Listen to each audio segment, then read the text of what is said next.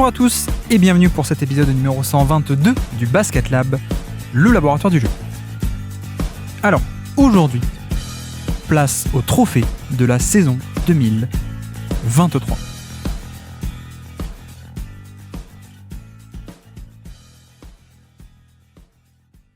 Bon, alors, du coup, vous avez vu qu'on n'a pas eu de podcast pendant une petite dizaine de jours. D'un côté, parce que le rythme de tous les 3 jours était assez élevé et certains disaient qu'ils n'arrivaient pas à suivre le rythme, donc ça permet ça. Et surtout, on était un peu concentré sur les finales NBA qui donc ont été remportées par les Denver Nuggets. Ça y est, j'enregistre ça le 13 juin, donc le jour de la victoire des Denver Nuggets. Et donc, notamment, on était occupé parce que on a fait pas mal de décryptage sur Twitch, notamment pour pouvoir décrypter les matchs des finales NBA. Donc, si vous avez loupé ça, rendez-vous soit sur le Discord, il y aura les liens, soit sinon sur Twitch, sur la chaîne du Basket Lab. Bref, et donc, aujourd'hui, après une mini pause où on s'est concentré à fond sur les finales, vraiment à fond, aujourd'hui, retour des podcasts avec donc un format qu'on avait fait déjà l'an dernier, les trophées de la saison du Basket Lab.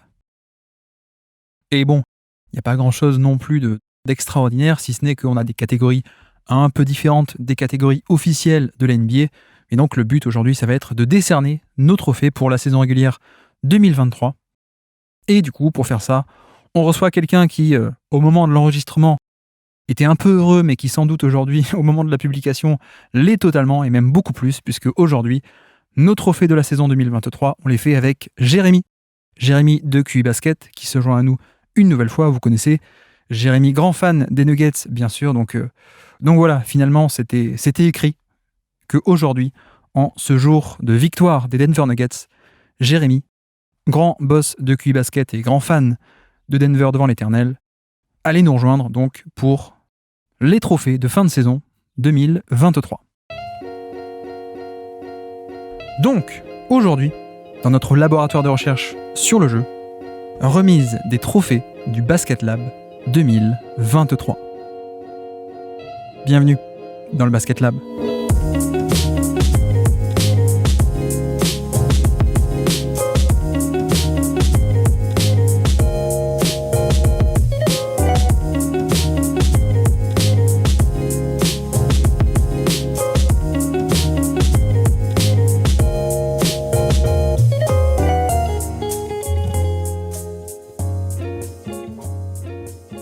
Donc, on se retrouve pour notre numéro annuel des récompenses du Basket Lab. Vous avez découvert ce format-là l'an dernier. Et donc, édition 2023, avec quelqu'un que vous connaissez, on reçoit aujourd'hui Jérémy. Comment ça va, Jérémy ? Ça va bien, et toi ? Ça va, Jérémy, le grand chef de QI Basket, qui a passé la barre des 20 000. Tu viens de l'annoncer publiquement. Avec 1 mois et demi de retard, mais ouais, je viens de l'annoncer publiquement. Bien sûr. Bon, ça va, sinon, Jérémy, on enregistre là... On est le jour même du Game 7 Boston-Miami, donc on ne sait pas qui sera ton adversaire, toi le fan de Denver, mais t'es quand même dans un bon mood en ce moment.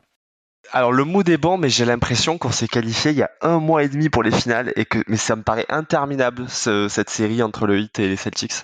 Ouais. Je t'avoue que j'ai hâte que le Game 7 soit passé pour savoir qui on va affronter. Mais dans tous les cas, écoute, ouais, je crois que c'est la saison la plus cool en tant que fan depuis que je suis à la NBA, hein, sans trop de difficultés. T'es étonné que le Adam Silver paye les arbitres pour que Boston revienne, mais pas les Lakers dans la série contre Denver ? Est-ce qu'il l'a pas fait, mais en vain. Jokic était trop fort, peut-être. C'est ça, peut-être. Ouais. Peut-être, même si franchement la série était je trouve que le 4-0 il est vraiment très sévère pour les Lakers, quoi. Ah oui, c'est 4 matchs ultra disputés au final. Ce qui est un peu bizarre parce que de l'autre côté on va avoir un 4-3, mais pas tant que ça de matchs, enfin pas une majorité de matchs disputés. Bref, donc Jérémy de QI Basket, le grand boss de QI Basket bien sûr, le site QI Basket, les Twitch avec N5, vous connaissez, restez branchés, ça va, pendant les finales je pense que ça va être pas mal. Les threads aussi, les threads de QI Basket, la spécialité, vous connaissez, notamment le petit nouveau Azad que les auditeurs du Basket Lab connaissent. Et d'ailleurs, tiens, oui, au niveau, dans l'instant promo, t'as commencé à créer un article aussi, j'ai vu, là, vous allez faire une série sur des role-players des années 2000, c'est ça ? T'as écrit un article sur Carmelo Anthony ? Ouais, c'est ça. Non mais alors quand je l'ai écrit, j'ai repensé à mon apparition sur le top 100 Ouais. de la décennie 2010 où j'avais été mais assez lamentable pour défendre Carmelo Anthony. Donc j'avais à cœur quand même de faire mieux sur l'article et malgré tout j'ai réussi à le critiquer quand même pas mal dedans. Donc je crois que j'ai beau être fan du joueur, j'arrive pas à le défendre. C'est comme ça. Bah, tu as fait un peu son profil et son historique avec un peu ce thème du profil un peu démodé avec l'évolution du jeu. C'est un peu ça la thèse de ton article. Ouais, c'est un peu de dire que peut-être que si la NBA n'avait pas évolué dans le sens où elle a évolué, Carmelo Anthony aurait eu une carrière. Alors, c'est pas le seul facteur, hein, parce que dans son cas, là je digresse vachement, mais il y a toute une partie de la gestion contractuelle qui a pas été géniale et des timings. Mais je pense effectivement que son jeu, c'est un petit peu désaccordé avec ce que la NBA devenait, quoi. Ouais. Donc évidemment, sur QBasket, vous allez retrouver tout ça. Vous connaissez. Bref, donc aujourd'hui, je t'ai invité et tu as accepté l'invitation pour parler, pour faire nos trophées du Basket Lab. C'est la 2e édition d'ailleurs des trophées du Basket Lab. On n'a toujours pas de nom définitif. Est-ce qu'on appelle ça les Labies? Est-ce qu'on appelle ça Je ne sais pas. Mais en tout cas, c'est les trophées du Basket Lab 2023. Et c'est juste qu'en fait, on fait des catégories un peu différentes des catégories officielles de l'NBA, des catégories un peu plus variées, d'un côté ou alors un peu plus précise, un peu plus spécifique sur certains sujets. Vous allez voir. Sinon, il y a la version 2022 qu'on a fait l'an dernier avec N5, d'ailleurs, également de QBasket. Mais bref. Donc, nos trophées de saison régulière, évidemment, on précise saison régulière pour cette année 2023. Ça va, t'étais pas choqué par certaines des catégories que j'étais soumis? Alors non, parce que j'avais bien aimé le format de l'année dernière, même si, comme je te disais en off, il y en a quand même deux trois qui m'ont un petit peu fait galérer et qui m'ont aussi obligé, et ça c'était cool, à me remettre dans la saison régulière que j'ai un petit peu plus suivi cette année comme un fan d'une équipe que comme un fan de la NBA au global. Donc non, écoute, un peu décontenancé par une ou deux, mais dans l'ensemble, c'était plutôt très cool. Eh bien, allons-y. Alors, allons-y. Sans plus tarder, on commence avec notre premier trophée du Basket Lab 2023 décerné. Et d'ailleurs, je pense qu'il va aller un peu vite, comme l'an dernier, pour Ouais. le coup. Meilleur joueur offensif de l'année, donc. Là, qu'est-ce que ça veut dire? Qui a été le meilleur joueur en attaque seulement de cette saison 2023? Moi, j'ai un nom. Est-ce que tu as le même? Ça commence par un J, non? Oui. Et ça a 3 MVP. C'est ça a 3 MVP pas dans notre réalité, mais en tout cas dans une réalité, ça en a 3. Ouais, bon, celui-là, peut-être on peut passer assez vite, effectivement, mais on a quand même pas mal parlé de lui toute cette année. On a parlé de lui avec Antoine dans le podcast du MVP. C'est vrai que pour le coup, le duel avec Antetokounmpo ou Embiid se rajoute la défense, mais si on exclut la défense et qu'on se concentre que sur l'attaque, on est sur un joueur créateur principal de son attaque, une attaque fantastique, en plus lui-même avec une efficacité qui est historique. Voilà, et pas trop besoin de s'attarder dessus. Même toi, le fan de Denver, tu sais plus trop quoi dire, quoi. Bah ouais, ça devient un petit peu compliqué d'en parler, et puis du coup, on pourrait se faire taxer de manque d'objectivité, C'est mais vrai. en l'occurrence, un joueur qui est à la fois un monstre d'efficacité, probablement un des créateurs les plus géniaux, si ce n'est le créateur le plus génial de la ligue. Euh, bon bah, que demander de plus? Et si je te dis, si je te demande qui est deuxième, du coup, qui tu mettrais d'instinct? D'instinct, j'aurais dit LeBron James, mais il s'est blessé. Ouais. Donc moi j'avais l'impression que c'était toujours LeBron James sur la partie décembre, février fin 2022, début 2023. Mais du coup je trouve qu'en fait il y a une vraie différence entre Jokic et le reste de la ligue, je trouve, en attaque à ce stade de le. Ouais. J'avoue que, bon, bah, évidemment, Embiid fait une saison assez énorme. Je me demande si sur l'attaque seulement, je considérais pas la candidature de Doncic, qui a un profil avec certains défauts, J'ai pas pensé. mais qui, mine de rien, a fait une belle année d'efficacité. Alors, pas au niveau de Embiid, mais avec beaucoup plus de playmaking et de création de jeu collective.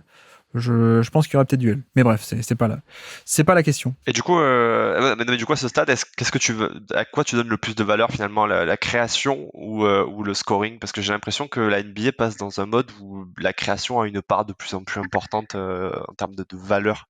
Oui. Bah, l'efficacité est toujours importante, mais après, c'est vrai que le truc avec Embiid, c'est qu'il est très très efficace, mais il y a la synergie offensive autour de son scoring est quand même assez limitée, je trouve. Même si voilà, il s'étire, il l'aimait beaucoup, mais il n'y a pas autant de création de jeu collectif de par les actions de Embiid. On ne peut pas tirer profit autant de ça qu'avec d'autres scoreurs beaucoup plus passeurs, par exemple. Donc c'est un peu là-dessus où je mettrais un peu en duel Doncic, qui est moins efficace sur le plan individuel, mais avec le niveau de création. Mais bon, là, on discute de la médaille d'argent, mais le trophée, le premier trophée, on le décerne à Jokic, on est d'accord. Ok, bah alors du coup, faisons le yang de ce Ying là. Quel est le joueur défensif de cette année 2023 pour toi? Alors, là pour le coup c'est plus compliqué. Déjà parce que je trouve il y a la difficulté de se dire ok à quoi tu donnes le plus de valeur finalement. Est-ce que ça va être par exemple juste le résultat ou la polyvalence tactique. Moi j'ai fait le choix d'Anthony Davis. D'accord. Alors il a raté des matchs, mais même sans prendre en compte les playoffs, son début de saison et sa deuxième partie de saison, je trouve qu'on se rend compte que même en étant diminué physiquement, parce que j'ai regardé des matchs de lui de 2020 récemment et je trouve que la différence est énorme. La protection d'Arceau qui t'apporte, elle est juste incontournable. Et en plus, il a encore la capacité quand même à venir sur certaines séquences défendre un peu plus au large et à être utilisé tactiquement. Moi, c'est pas un clear cut, mais je donne Anthony Davis parce que j'ai vraiment aimé sa saison. C'est vrai qu'il y a un peu ce côté où il a tellement été fort en playoff et on le connaît tellement irrégulier qu'il y a presque on pourrait se dire mais non, mais il a été bon que en playoff cette année, alors que non, en fait, il a aussi été assez performant, tu trouves, notamment dans la saison régulière également. Bah, je pense que, par exemple, si on prend la deuxième partie de saison, donc post-trade deadline, je veux dire, les Lakers vont au play-in puis en play-off parce que Anthony Davis est énorme et que les Lakers ont la meilleure défense de la ligue en grande partie grâce à lui. Évidemment, il y a l'ajout de Jared Vanderbilt, il y a des joueurs qui sont défensivement plutôt compétents autour, mais j'ai l'impression que quand même tout ça peut fonctionner parce que Anthony Davis est aujourd'hui un des, si ce n'est le meilleur défenseur au monde en NBA, quoi. Eh bien, je suis pas en désaccord, pas totalement, mais c'est vrai que je m'attendais à moi à donner une carte un peu de joker, sachant que l'évidence ce serait Jaren Jackson ou ce genre de joueur. Je me posais la question sur Draymond Green en fait. Bon alors, peut-être on peut commencer par l'évident. Oui, Jaren Jackson a été assez monstrueux. D'ailleurs, je crois qu'il a eu le Defensive Player of the Year dans les faits. Je vais pas t'aider, je connais pas les vainqueurs de trophées. J'ai dû aller vérifier certains et j'ai pas regardé celui-là, mais je crois que c'est lui, ouais. Bref, donc effectivement, Jaren Jackson a été assez monstrueux. Je sais qu'il y a eu des candidatures pour Evan Mobley, etc. Mais comment est-ce que tu sépares la valeur de Mobley par rapport à celle de Jarrett Allen? Comment tu sépares celle de Brook Lopez par rapport à Giannis Antetokounmpo? Pour le coup, Jaren Jackson était assez monstrueux cette année, donc je pense lui donner ou j'ai envie de lui donner. Mais de l'autre côté, j'avais un peu envie de parler de la candidature de Draymond Green parce qu'elle est un peu comme celle d'Anthony Davis, un peu cachée entre guillemets, effectivement. Mais pour le coup, je sais que Golden State est 14e défense de NBA de cette saison régulière. J'aurais pensé moins, je pensais qu'elle était plus dans l'ordre des 18-20, quoi, cette saison. Bah ouais, mais bon, après ça reste que la moyenne, quoi. Donc c'est vrai que bon, Oui, c'est ça, dans ouais. les conversations du Defensive Player of the Year, les gens, ça leur plaît pas de donner le deep boy à quelqu'un dont la défense est à peine dans la moyenne, quoi. Mais c'est vrai que pour le coup, l'équipe en elle-même est 14e sur 30, donc seulement au niveau moyen, pas du tout élite comme Cleveland, Memphis ou Boston.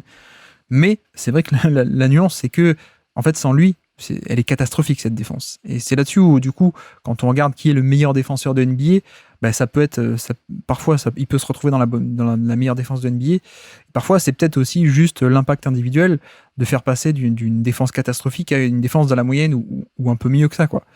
Et bon, tu vois, par exemple, alors c'est qu'un indicateur, mais au niveau des on-off, par exemple, qui essaie de mesurer avec ou sans toi l'impact individuel, juste pour un ordre d'idée, Jaren Jackson est à moins 5,5 points par 100 possessions quand il est sur le terrain. Enfin, le on-off. Draymond Green est à moins 10 quasiment. Donc quasiment le double. Alors, peut-être il y a tous les astérisques à mettre, ça dépend du contexte, etc. Mais du personnel autour, c'est ça, ouais. des rotations, ouais, bien sûr. Mais, moi, ça me confirme un peu aussi cette impression visuelle que c'est quand même un peu la clé de voûte d'une défense qui, quand il est sur le terrain, est bonne, et quand il n'est pas sur le terrain, est assez cata. Donc j'avais un peu envie de le mettre dans la conversation, mais je sais pas. Non, mais je pense qu'on est d'accord qu'effectivement, moi aussi j'avais pris Anthony Davis en me disant que tu allais prendre Jaren Jackson Jr. Et donc je m'étais dit, bah, apportons un deuxième regard. Mais bon, je pense qu'effectivement, il y a JJJ qui est au centre et qui est assez indubitablement le meilleur défenseur de son équipe. Ouais. Et après, il y a des joueurs, effectivement, comme Draymond Green, dont on sait que de toute façon, tous les ans, ça va être un des meilleurs défenseurs de l'année jusqu'au jour où vraiment physiquement, il pourra plus tenir. Et on a vu l'année dernière, par exemple, qu'avec en tout cas une meilleure ossature défensive autour, les Warriors étaient élites en défense. Cette année, ils ont perdu pas mal de role-players clés, et il arrive quand même visiblement à les maintenir toujours dans le top 15, qui est pas génial, mais qui est aussi une preuve de toute la polyvalence défensive qu'il apporte. Et on sait de toute façon que tous les ans, il fera partie des meilleurs a priori. Donc ça me choque pas outre mesure. Peut-être qu'on va en reparler aussi tout à l'heure. Enfin, je pense que je suis sûr qu'on va en reparler. Mais c'est peut-être la première année depuis quelques temps où on se pose pas trop la question de Rudy Gobert, qui était un peu soit l'évidence, soit un peu l'évidence bis avec Draymond Green. Là, c'est peut-être la première année où on est un peu déçu. Bah, est-ce qu'on est vraiment si déçu que ça de la performance de Rudy Gobert, ou c'est juste qu'elle nous a paru moins stellaire que les années précédentes et du coup ça a ouvert le chemin à des joueurs qui étaient peut-être on va dire moins loin que lui les années précédentes, et on l'a un petit peu omis parce que un peu comme des fois avec le MVP, il y a une forme de lassitude qui se fait par rapport aux joueurs, parce que dans les faits finalement Minnesota, c'est une équipe qui manquait un petit peu de profondeur, euh, qui avait des joueurs comme D'Angelo Russell sur les lignes extérieures. Il a dû arriver dans un contexte où l'équipe devait s'adapter défensivement et offensivement à la présence de Karl Anthony Towns ou l'absence de Karl Anthony Towns. Les Wolves finalement sont quasiment top 10 défense cette saison, et ils sont nettement meilleurs quand Rudy Gobert est sur le terrain. Je pense qu'il a eu un impact moindre qu'au Jazz, mais globalement, ça reste quand même un des meilleurs défenseurs de la saison, et on pourrait très bien le citer, Oui, je pense. oui. Il est dans la conversation. Peut-être que les années d'avant, il était un peu plus l'évidence, qui se détachait du lot. Mais C'est pour ça, la mais là, saison c'est régulière. vrai qu'on l'a pas cité, Oui. ce qui est étonnant. Bah, c'est pour ça que je voulais le citer quand même. Ouais. Alors lui, je me corrige aussi. Alors Golden State n'est pas 14e, c'est 114 de defensive rating, pardon. Et donc ils étaient 12e, ouais c'est ça, 12e, et Okay. les Lakers 13e.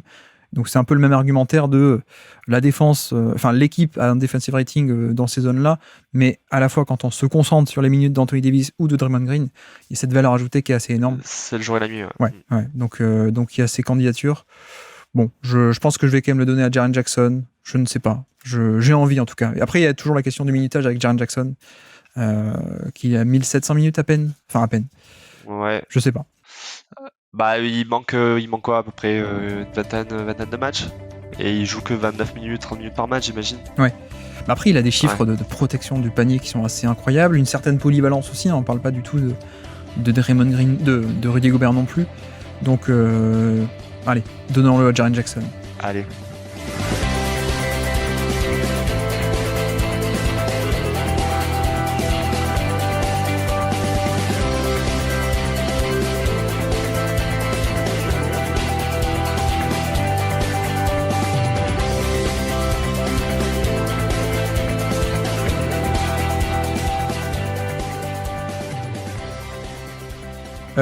Ok, avançons alors du coup. Donc une catégorie qui, pour le coup, n'est pas du tout officielle pour la NBA, mais qui l'est pour le Basket Lab. Quelle est la meilleure progression, mais on a deux sous-catégories, chez les contrats rookies d'abord, puisqu'on a essayé de séparer contrats rookies, donc joueurs très jeunes, et ensuite joueurs un peu plus âgés. Et sous cette première sous-catégorie des meilleures progressions sous des jeunes joueurs encore sous contrat rookie, qui est-ce que toi tu as désigné ? Alors, je mets un disclaimer parce que c'est possible que j'ai raté des évidences. Ouais. Mais du coup, j'ai choisi Jalen Suggs, ce qui je pense est un petit peu étonnant. D'accord. Alors du coup, pourquoi ? Parce qu'on parle d'un prospect qui était plutôt attendu dès sa première saison, parce que sorti, on va dire, d'une March Madness assez marquante, qui débarque en NBA et qui est absolument catastrophique sur sa première saison. Je crois qu'il était peut-être 6e ou 7e percentile en termes d'efficacité au tir. Oui. Il n'était pas très à l'aise non plus ballant, même probablement parce qu'il avait une incapacité à scorer qui faisait que c'était compliqué pour lui de naviguer. Et même si les blessures sont venues un petit peu gêner son début de saison, j'ai trouvé que c'était vraiment le jour et la nuit. Alors il est encore loin d'être efficace au shoot, mais c'est devenu, et notamment avant le retour de Markelle Fultz, une des sources principales de création offensive. Donc j'ai pris Jalen Suggs, mais encore une fois, c'est possible que tu donnes des noms et que je me dis, ah bah oui, non, je suis passé à côté complètement, quoi. Effectivement, il a été bien meilleur que l'an dernier. Je pense quand même qu'il y a des candidatures meilleures que lui. Enfin, en tout cas, le truc, c'est qu'effectivement, sur la progression en elle-même, elle est assez notable. Je crois qu'en termes d'efficacité au scoring, il est passé de moins 20% par rapport à la moyenne à moins 10. Moins 10, c'est encore très mauvais. Enfin, encore mauvais. Mais c'est vrai que moins 20 était absolument abyssal. Et la progression, donc, elle existe. Elle est assez grande, la progression. Mais oui, puis il y a un rôle défensif assez intéressant également. Moi, j'avais d'autres noms. Alors, j'en avais un qui était un peu évident, mais qui n'a joué qu'une dizaine de matchs. C'était Cade Cunningham, pour le coup. Ah ouais, ok. Mais ça compte pas trop. Ça compte pas trop parce qu'il a été blessé une partie de l'année. Mais je trouvais que son début d'année avait été assez spectaculaire. Et même dans le jeu, je me souviens de matchs à Milwaukee ou de trucs comme ça où vraiment on était passé un step supérieur. Mais après, il y a plein de candidats. Et je sais pas trop à qui le donner. Je sais pas trop. Parce que tu vois, par exemple, un gars comme Tyrese Haliburton, j'aurais presque envie de lui donner, mais finalement, est-ce qu'il fait vraiment des choses différentes de d'habitude ou juste il le fait à un plus gros volume, en fait? Parce que moi j'avais Tyrese Haliburton à la base et je me suis dit au final c'est juste qu'il a plus de responsabilités mais il est dans la pure continuité de ce qu'il a fait jusqu'à maintenant. C'est ça, ouais. Et du coup est-ce que ça correspond vraiment à l'esprit de ce podcast d'aller récompenser juste une hausse de volume quoi. Après, on peut aussi argumenter que faire la même chose sur un plus gros volume, ça peut aussi représenter une progression. En un sens. Effectivement. Mais est-ce qu'on était surpris? En fait, c'est peut-être ça aussi. Bah, moi, non. C'est-à-dire que même il y a une forme de, voilà, il y a une forme de surprise et je crois qu'on est d'accord pour dire que on n'était pas étonné de voir que Tyrese Haliburton pouvait augmenter le volume parce que, déjà, à Sacramento, il y avait un petit peu ce côté, double création avec De'Aaron Fox qui fait qu'il devait jouer off-ball alors que vraiment sa principale plus-value, elle est on-ball. Donc, du coup, de le voir là avec toutes les responsabilités être meilleur en volume, c'est pas vraiment étonnant, quoi. Oui, non, on est d'accord. Mais bon, même si après, il est quand même passé première option de l'équipe et moteur offensif de l'équipe, et c'est quand même différent d'être juste le très bon porteur de balle secondaire ou tertiaire. Mais voilà, donc j'avais un peu Haliburton en candidat. J'avais Josh Giddey aussi, qui a pas mal progressé cette année, C'est vrai. notamment sur l'efficacité, sur la capacité à aller au panier, ce qui est assez important par rapport à son profil. Je me posais la question aussi pour Emmanuel Quickley. Je sais pas ce que t'en penses. Alors moi j'ai beaucoup de mal avec ce profil-là. Oui, il y a effectivement une notion de grosse progression, mais c'est ce profil un peu sixième homme qui a du mal à vivre autrement que par un scoring. Enfin je sais pas, j'ai du mal avec ce profil-là. Donc oui, en soi, en termes de meilleure efficacité, de volume, etc., il est là, mais je suis pas très convaincu. Enfin j'aime pas trop le profil, donc je l'ai un petit peu exclu quoi. Ouais, on est d'accord. Enfin, on est d'accord. Non, pardon, moi je l'aime quand même pas mal, mais je suis d'accord avec certaines limites, effectivement. Therese Maxey aussi, mais Therese Maxey, c'est pareil. Moi, j'ai pas vu dans le jeu des progrès énormes par rapport à l'an dernier. C'est juste une sorte de continuité et plus de responsabilité. Donc, mais j'ai pas vu un joueur si différent que ça qu'avant, en fait. Presque. Alors, tu vois, par exemple, Josh Giddey, je trouve, est arrivé en faisant des choses différentes et mieux, en fait. Et surtout finalement en levant des limites qu'on lui trouvait. Oui. Notamment côté scoring. Et du coup, je trouve que mieux que Jalen Suggs ou mieux que Haliburton, je trouve que ça correspond plus peut-être à l'esprit de ce qu'on voulait mettre en avant.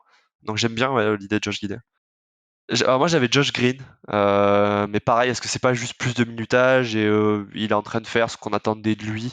Puis est-ce que c'est pas un peu trop léger aussi pour ce type de trophée? Mais j'aime bien le profil. Oui, je suis d'accord. Moi, j'adore Josh Green également. Oui, c'est vrai que j'ai peut-être pas assez considéré pour cette catégorie.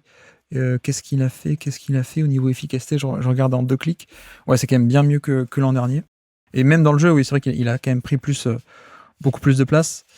J'avais Grant Williams aussi. J'avais pensé à Grant Williams, même si ça peut paraître un peu bizarre vu son temps de jeu très irrégulier de la fin de saison. Idéal. Ouais. Mais le timing n'est pas idéal. Ouais. Non, je crois qu'au final, je pense que pour moi, ça se joue un peu entre Haliburton et Josh Giddey. Selon si est-ce on pondère mieux la prise de responsabilité, mais en faisant la même chose, versus le joueur qui s'est amélioré dans le jeu. Je ne sais pas. Alors moi, à choisir, j'irais pour Guider, mais c'est vrai que Haliburton, c'est exceptionnel ce qu'il fait aussitôt, donc les deux me vont. J'espère qu'on n'en oublie pas. Mais allez, allons sur Josh Giddey. De toute façon, je pense qu'Haliburton va rafler plein de trophées du Basket Lab à travers les années. De toute façon. A priori, il va y avoir pas mal d'épisodes sur lui, je pense, donc tu pourras compenser. Alors, il y en a eu un très très tôt qui a fait ma renommée mondiale. Mais non, pas du tout. Pas du tout. Oui, alors oui, Jaden McDaniels aussi à Minnesota, qui a confirmé, un peu amélioré au niveau de l'attaque. Desmond Bane. Bon voilà, il y aurait plein de noms à évoquer, mais Josh Giddey, ça me plaît.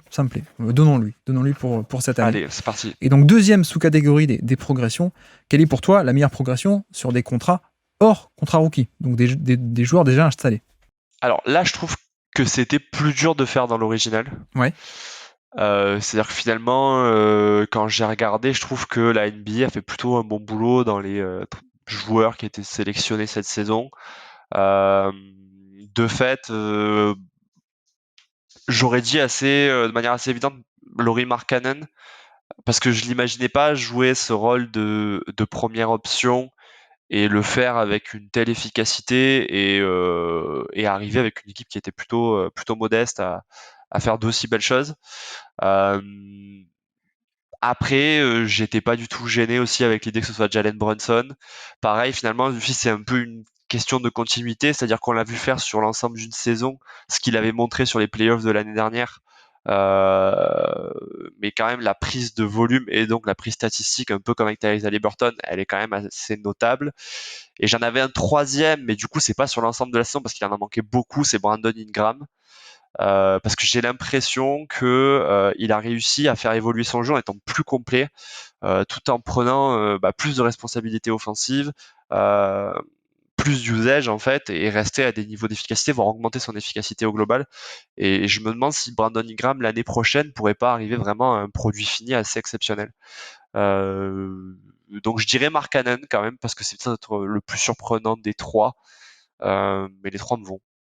Brandon Ingram, je trouve qu'il continue petit à petit à se diversifier, notamment sur le passing, et il prend de plus en plus de volume également. Mais j'avoue que le truc qui me dérange un peu, c'est toujours l'efficacité, que je trouve jamais assez bonne, et surtout, les années où je la trouve bonne, l'efficacité, c'est parce qu'en fait, il shoot bien à 3 points. Et il y a un phénomène absolument magnifique avec Ingram, c'est qu'il shoot à 3 points bien, en gros, une année sur deux, quasiment. C'est vrai. Cette année, c'était 40%, l'an dernier, c'était 32%. L'année d'avant, c'était 39%. L'année d'avant, encore 40%. 2 années d'affilée qui sont bonnes. Et l'année d'encore avant, 33%. Et l'année d'encore avant, 40%. Donc voilà, il alterne entre les 40% à 3 points. Ah ouais, son année Lakers, il était déjà aussi haut. Ouais, Okay. 2018, il est 40%. 19 aux Lakers, 33%. Ensuite, 40 aux Pelicans. 39 l'année d'après. Là, ça enchaîne. Puis ensuite, 32 et de nouveau 40. Il y a beaucoup d'oscillations. Mais effectivement, après, on a aussi un gros volume. Oui, tu disais aussi Jalen Brunson, on a aussi ce côté, il fait la même chose sur plus gros, mais un peu comme Haliburton. Il y a quand même une prise de responsabilité. C'est pas pareil de passer de troisième à deuxième option ou passer de deuxième à première option. Première, ouais. Donc c'est là-dessus où effectivement on le pondère assez bien, malgré le fait que des chiffres d'efficacité, par exemple, sortent pas du lot. Il fait la même chose dans le jeu, mais il le fait en tant que première option d'équipe et face à des meilleures défenses, etc. Donc ça, c'est plutôt aussi à mettre en avant. Et d'ailleurs, tu t'as pas parlé de Gilgeous-Alexander non plus? Ouais, alors j'avais fait un article premier tiers de saison pour dire que finalement Gilgeous-Alexander, est-ce que c'est pas le même joueur depuis 3-4 ans, c'est juste qu'il a augmenté son volume. Mais j'ai l'impression que lui, pour le coup, c'est pas une surprise, c'est-à-dire oui, il score plus, il prend un petit peu plus de tirs, il est légèrement plus efficace, mais en fait ça fait 3-4 ans qu'on sait qu'il peut être ce joueur-là, donc j'ai pas l'impression que c'est un MIP dans le profil. Peut-être moins qu'un Jalen Brunson qui a passé justement cette étape de première option, alors que lui il est déjà en première option en fait depuis qu'il est au OKC, quoi. C'est vrai, mais en même temps, moi, l'argumentaire que je ferais sur Gilgeous-Alexander, c'est que c'est peut-être encore plus dur et plus rare de passer le dernier step de première option normale de NBA à top 10, top 15 NBA. Et j'ai l'impression qu'il l'a passé ce step-là avec une vraie... pour le coup, quand on met un peu de côté tout ce qui est réussite à 3 points, parfois un peu aléatoire, qui peuvent bouger beaucoup, exemple Brandon Ingram. Surtout sur un faible volume comme lui, ouais. Ouais, c'est ça, ouais. Et on en parlait dans un podcast récent là, de OKC, qu'on a fait avec Constant. Il a déjà fait un tel chiffre d'efficacité globale, mais parce que c'était une année où il shootait hyper bien à 3 points et qu'il avait fait à peine une trentaine de matchs, donc il y avait un côté échantillon. Mais je trouve que moi, dans le jeu, il est vraiment rentré cette année dans une catégorie assez restreinte de joueurs, avec une certaine implacabilité sur drive, la capacité d'aller encore au panier, les lancers francs. Moi, je pencherais plutôt pas mal sur Gilgeous-Alexander. Et de l'autre côté, Markkanen, c'est vrai qu'il y a une vraie hausse d'efficacité qui est notable. Après, on est quand même sur un volume qui est encore modeste. Hein. Pour le coup, on est sur du 23% d'usage à peine. Je sais que les gens parlent un peu de première option d'équipe.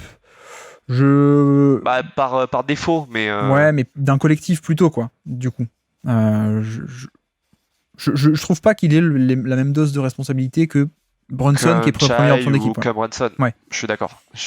Et donc, c'est En peut-être fait, là-dessus. Ouais. c'est vrai que sur ce genre de trophée, j'ai toujours l'impression qu'il y a un côté surprise ça, on l'attendait pas et c'est arrivé et du coup, ça biaise un petit peu peut-être l'analyse. Ouais. Et moi, c'est celui sur lequel je me disais, il peut pas vraiment franchir ce step. Alors après, est-ce que l'efficacité qu'il a montré cette année, qui est nettement supérieure à tout ce qu'il a fait en carrière, alors qu'il avait un rôle moindre et un usage moindre, est-ce que l'année prochaine on va le retrouver? Je suis pas sûr. Mais là, en tout cas, sur cette saison, il est dans le 96e percentile chez les ailiers, ce qui est absolument énorme, avec en plus autour pas vraiment d'options majeures pour attirer l'attention plus que lui, quoi. Donc moi, je trouvais ça assez fort. Mais il y a un côté plus peut-être épiphénomène que chez les autres. Ouais. Ouais, et puis phénomène, je sais pas, mais en tout cas, je pense qu'il a aussi été bien aidé par le système offensif de Utah, qui a l'air plutôt pas mal rodé hein, avec Will Hardy. Mais Ouais. ouais, je considère que c'est comment dire, la progression, et évidemment, on parle des meilleures progressions de l'année, donc il y a progression, mais pour moi, elle est un peu moins impressionnante que faire ce dernier step vers le haut de la pyramide, comme l'ont fait SGA ou Jalen Brunson. Et alors, du coup, question, D'Aaron Fox, tu le mets là-dedans ou pas? C'est vrai qu'on n'a pas parlé de De'Aaron Fox. Mais tu vois, moi, je mettrais un peu SGA au-dessus et De'Aaron Fox au niveau Jalen Brunson aussi. Ouais, ça me va, ça me va. En fait, dans tous les cas, je trouve que cette année, il y a quand même eu un panel de joueurs qui ont fait un vrai leap, qui est assez rare, j'ai l'impression. Ouais. Et c'est dur de faire son choix, mais en tout cas, il y a peut-être 4, 5, 6 joueurs qui sont éligibles, quoi. Mais tu vois, même, bon, De'Aaron Fox, il est un peu dans la continuité, il continue de progresser, évidemment. Mais je trouve que chez Fox, il y a aussi une partie de recontextualisation, optimisation par un système qui est aussi meilleur autour de lui. Il Oui, est bah mieux clairement. utilisé, il est optimisé, contrairement peut-être à Jalen Brunson qui arrive à New York et qui est, sur certaines séquences de jeu, le système, en fait. Et Fox, en fait, j'ai même l'impression que lui, au contraire, c'est qu'il a repris la position qu'il avait il y a 3 ans, où il est vraiment, on va dire, seul ball handler principal chez les extérieurs, et que ça aussi, ça l'aide, parce que contrairement à Haliburton, qui faisait assez naturellement le l'on-ball et le off-ball, lui, d'être privé de la balle, ça l'aidait pas, Ouais, je pense. ouais, effectivement. Brunson ou SGA, alors on tranche comment? Tu me dis. Moi, j'ai quand même cette impression que SGA, il était dans une continuité, là où Brunson, il arrive quelque part et il devient, comme tu dis, le système. Je trouve ça plus étonnant. Je m'attendais pas à un tel volume sur Brunson, alors que SGA, sans enlever à ce qu'il a fait, je l'attendais un peu plus, quoi. Mais bon, à titre perso, je mettrais Brunson. Effectivement, ça s'entend. Et qui l'a gagné d'ailleurs cette année Bah justement, c'était SGA, je crois. C'est SGA? C'était Ah ouais? SGA. Tiens, bah voilà, par contradiction, donnons-le à Brunson. Juste pour montrer qu'on n'est pas dans la lignée de Adam, Ah Adam non, mais alors Silver. c'est Laurie Markkanen qui l'a eu, je crois. Je suis en train de taper Ah là. bon, c'est Laurie Markkanen? Je crois que c'était SGA. Ouais, c'est Laurie Markkanen qui l'a eu, ouais, ouais. Et je crois que SG était troisième, je crois, d'ailleurs. Ah, alors du coup, j'ai peut-être envie de donner à SGA par contradiction.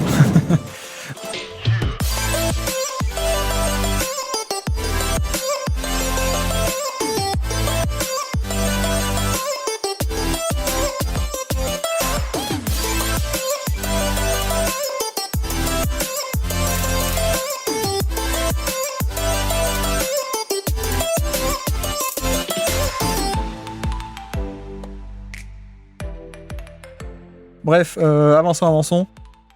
Comeback Player of the Year, celui-là est intéressant aussi de trophée.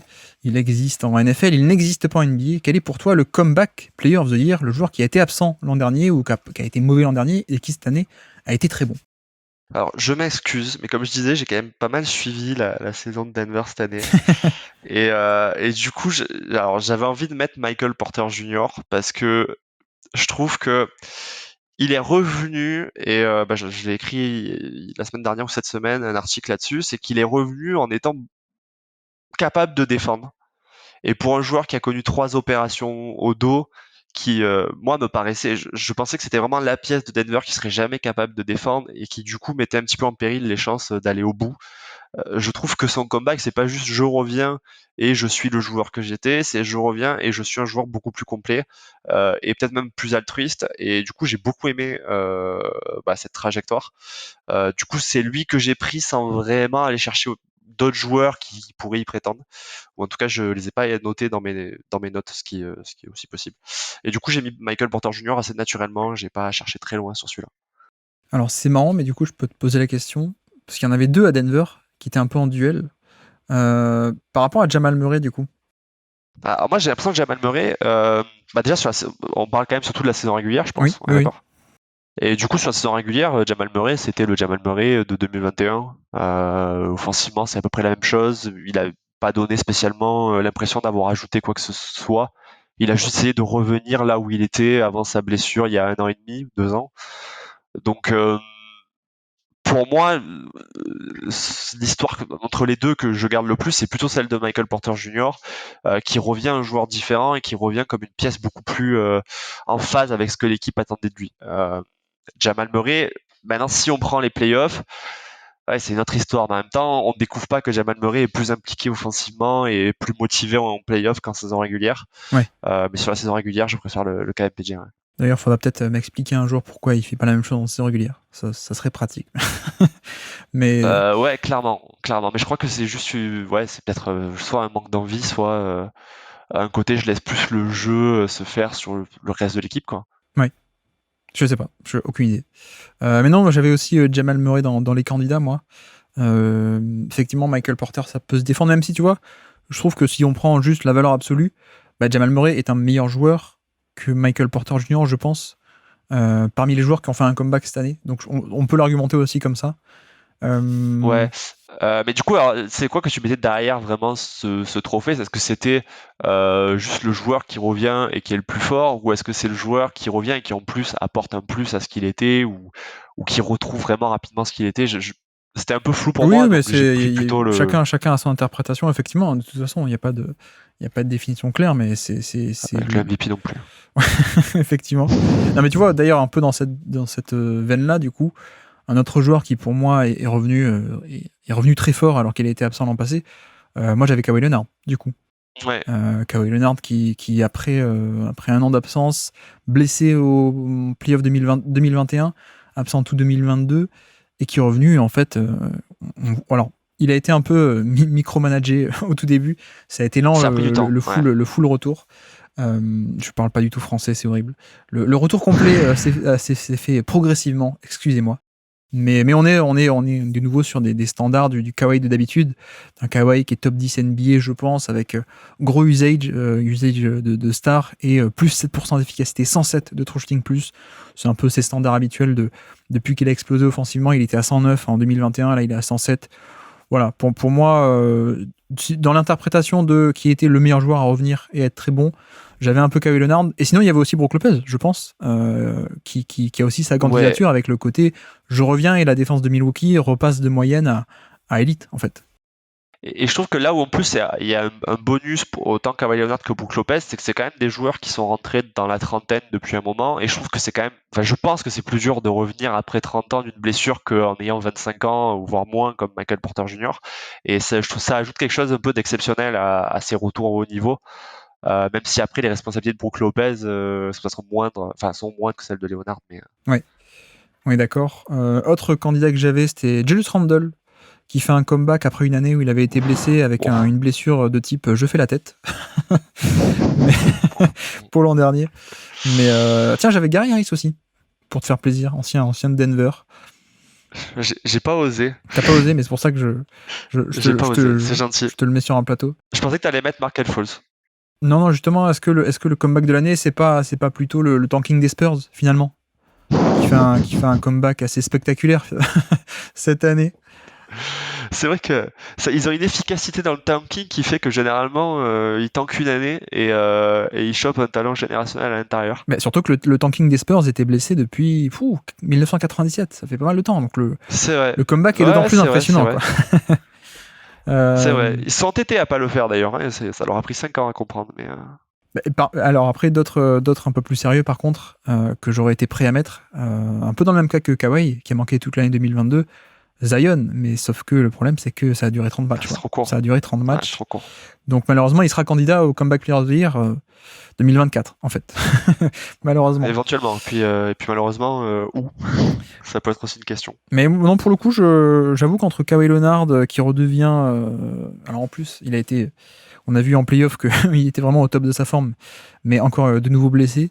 Mais entre Kawhi ou Brook Lopez qui revient et qui est défenseur de l'année, calibre défenseur de l'année, et tout le reste, je sais pas, j'hésite un peu. Bon, allons dans la facilité, on va donner à Kawhi si ça te va. Ça me va. Voilà, on aurait pu le donner à Lopez, mais allez, Comeback Player of the Year pour Kawhi 2023. Et du coup, le penchant de ce trophée, non pas le Comeback Player of the Year, un peu plus marrant, le Bye-Bye Player of the Year. Quel est pour toi le Bye-Bye Player of the Year, c'est-à-dire le joueur où ça sent vraiment la fin là? Bon, alors j'ai exclu des joueurs dont on sait que c'est probablement la fin, comme Derrick Rose ou Danny Green. Ouais. Enfin, j'ai l'impression que Derrick Rose, il est appelé à prendre sa retraite. Danny Green, il aurait dû la prendre peut-être quelques temps. Non, mais les deux comptes, ce sont de très bons candidats, effectivement. J'avais deux autres joueurs. D'un côté, j'ai John Wall. En fait, c'est un peu triste parce que j'ai l'impression que finalement, athlétiquement, après les blessures qu'il a eues et le temps qu'il a mis à rejouer, il y a quand même encore des flashs d'un John Wall hyper athlétique, mais j'ai l'impression que son profil, un petit peu comme Carmelo dont on discutait avant, je sais pas si son profil il a encore une vraie valeur en NBA, et surtout avec on va dire la réduction de ses capacités, la baisse de ses capacités qu'on a observé depuis son retour. Ouais. Donc je me dis que John Wall possiblement il peut faire partie des éligibles, et j'en ai un deuxième parce que ça va être méchant militant, mais c'est Will Barton. Non, là, tu te venges, là, juste. Là, c'est personnel. Ouais, elle est un peu personnelle, mais du coup, on se rend compte que l'arrivée à le maintenir comme un titulaire, ça fait aussi partie du génie de Nikola Jokic, parce qu'on l'a sorti de ce confort-là, bon, il y a qu'à voir les chiffres, hein, c'est catastrophique, quoi. Et dans le jeu, c'est catastrophique aussi. Il est complètement perdu, il joue contre le jeu, et du coup, moi je pense que possiblement lui aussi l'année prochaine, il est plus là, quoi. Oui, parce qu'on rappelle, titulaire 2022 encore avec Denver, hein, pour le coup. Ouais. Du coup, dans cette veine-là, est-ce qu'on remet en question la très bonne saison d'Aaron Gordon, ou non, le raisonnement il s'arrête là, que dans un sens? Écoute, après, je pense que je te charrie. plus fort. Non, commence pas. Non, s'il te plaît pas, Aaron Gordon. Non, je plaisante, effectivement. Carmelo, je veux bien, Gordon, je te laisserai pas faire. Surtout pas. Là, vous écoutez ça, c'est sans doute les finales. Il y a peut-être déjà 8-0 pour Denver. Mais... non, mais John Wall, ouais, c'est un peu. Alors, l'an dernier, on avait Kemba Walker. On avait désigné Kemba Walker avec Clément. Et d'ailleurs, ça s'est un peu confirmé. Ouais. Après, lui, on savait qu'il était diminué par des problèmes au genou depuis un moment. C'est vrai qu'il était bien éligible. Ouais. Mais c'est un peu le cas aussi de John Wall, pour le coup. Parce que tu me posais la question du profil. Honnêtement, un meneur de jeu d'impact sur drive qui fait du playmaking, qui casse la défense, qui crée des décalages, Ja Morant, ça existe encore. Je pense que ça peut marcher. C'est juste que lui n'est plus assez bon. C'est quelqu'un qui doit avoir 30 ans à peine. Hein. Quoique peut-être un peu plus, puisqu'il a été drafté 2010. Oui, il doit avoir plutôt 33-34, ouais, effectivement, mais qui, je veux dire, s'appuyait beaucoup sur le côté explosivité, et il vieillit peut-être plus vite que certains autres qui avaient un niveau de skills et qui peuvent mieux vieillir avec du shoot ou plus de jeux posés, on va dire. Lui, sa force, c'était quand même cette explosivité, et donc maintenant qu'il ne l'a pas, c'est un peu plus compliqué. Donc effectivement, John Wall est un peu le candidat, le favori, on va dire. Même si j'aime beaucoup Derrick Rose et Danny Green, que tu as cité également. Ouais, mais D-Rose, je pense que lui, il a annoncé de toute façon qu'à la fin de la saison, c'était fini. Donc, il a déjà annoncé ? Ça compte. J'avais entendu ça. Je sais pas si c'est une rumeur ou si ça a été confirmé, mais oui, je crois que c'était sa dernière saison. Ouais. Ok. Sinon, moi, j'avais Blake Griffin aussi. Enfin, je veux dire, il est sur le banc, il fait du bien, il rigole avec les potes de Boston, mais il joue plus, quoi. Lui aussi, ça fait longtemps que le corps a lâché, quoi. Et lui, j'ai l'impression... Ouais, alors le corps a lâché, mais j'ai l'impression que Blake Griffin, il y a eu des paliers de décompression assez immenses.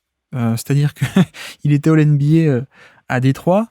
Il s'est réinventé en tant que role-player intéressant dans le Brooklyn 2021, là, quand ça switchait beaucoup. Mais c'était qu'un role-player. Et là, on a encore fait un palier assez énorme de... on a cet ancien multiple All-NBA qui est sur le banc, en bout de banc, quoi. Ouais, puis il a choisi un effectif qui est très dense. Donc du coup, avant le moment où on va l'appeler pour 8-10 minutes ou 8-12 minutes par match, en fait, il y a trop de... Enfin, quand tu vois que Grant Williams ne joue pas tous les matchs, forcément, Blake Griffin, il n'a pas choisi l'endroit idéal pour avoir du temps de jeu, quoi. Ouais, mais du coup, je me demande si. Enfin voilà, je pense que le côté Blake Oui. Griffin contributeur sportivement, on va dire, c'est un peu fini. Paul Millsap, d'ailleurs, je crois qu'il a même pas joué cette année. Non, mais il a pris sa Il retraite, est non, pas Millsap? déjà, ouais, je crois, je sais plus. Il est plus NBA, je pense, hein. DeAndre Jordan, un peu pareil que Blake Griffin. Bon, il est là pour le vestiaire, quoi. Ça fait. Ouais, et lui, du coup, je me dis peut-être que dans ce rôle-là, il a encore un bel avenir devant lui parce que il est appelé de manière systématique le premier jour de la free agency, donc Oui, oui, il a une très très bonne relation d'Andre Jordan. Grant Hill aussi. Tiens, je me posais la question sur Grant Hill puisque il était à Milwaukee. Est-ce que tu sais qu'il a été changé en cours de saison ou pas? attends, t'es sûr de George Hill, non? Oui, George Hill a été échangé de Milwaukee. Non, ben Et non, voilà. je pensais qu'il y était encore en effet. Non, non, il a fini à Indiana. Il a fait 11 matchs. Et Ah c'était ouais. un peu fini. Et encore une fois, voilà, je pense que c'est. On touche vraiment la fin alors qu'il y a encore 2-3 ans, c'était quelqu'un qui était encore un top shooter Ouais. de NBA, qui était un petit contributeur. Non, et l'autre nom que je voulais aborder aussi, même si je pense que John Wall reste le favori, parce que je pense que pour celui-ci dont je vais dire le nom, Chris Paul, c'est pas totalement la fin. Mais Non, non, non. Ouais, non. non, mais ce que je veux dire, c'est qu'on est sur un gros déclin. Oui, Je oui. pense qu'il va encore avoir 2-3 ans à jouer, donc c'est pas vraiment le bye-bye player Ce of qui est the déjà year. énorme, hein, ce qui est énorme à son âge, Bah, hein. c'est ça, ouais. Enfin, avec son gabarit physique, etc., c'est monstrueux d'avoir encore 2 ans devant lui. Mais tu vois, pour le coup, on a quand même un vrai déclin cette année, quoi. On est repassé sur une efficacité en dessous de la moyenne, ce qui n'était pas arrivé depuis l'invention de l'iPhone, 2007. Pour lui, dans sa carrière, il a toujours Ouais, ouais. été hyper efficace, ultra propre.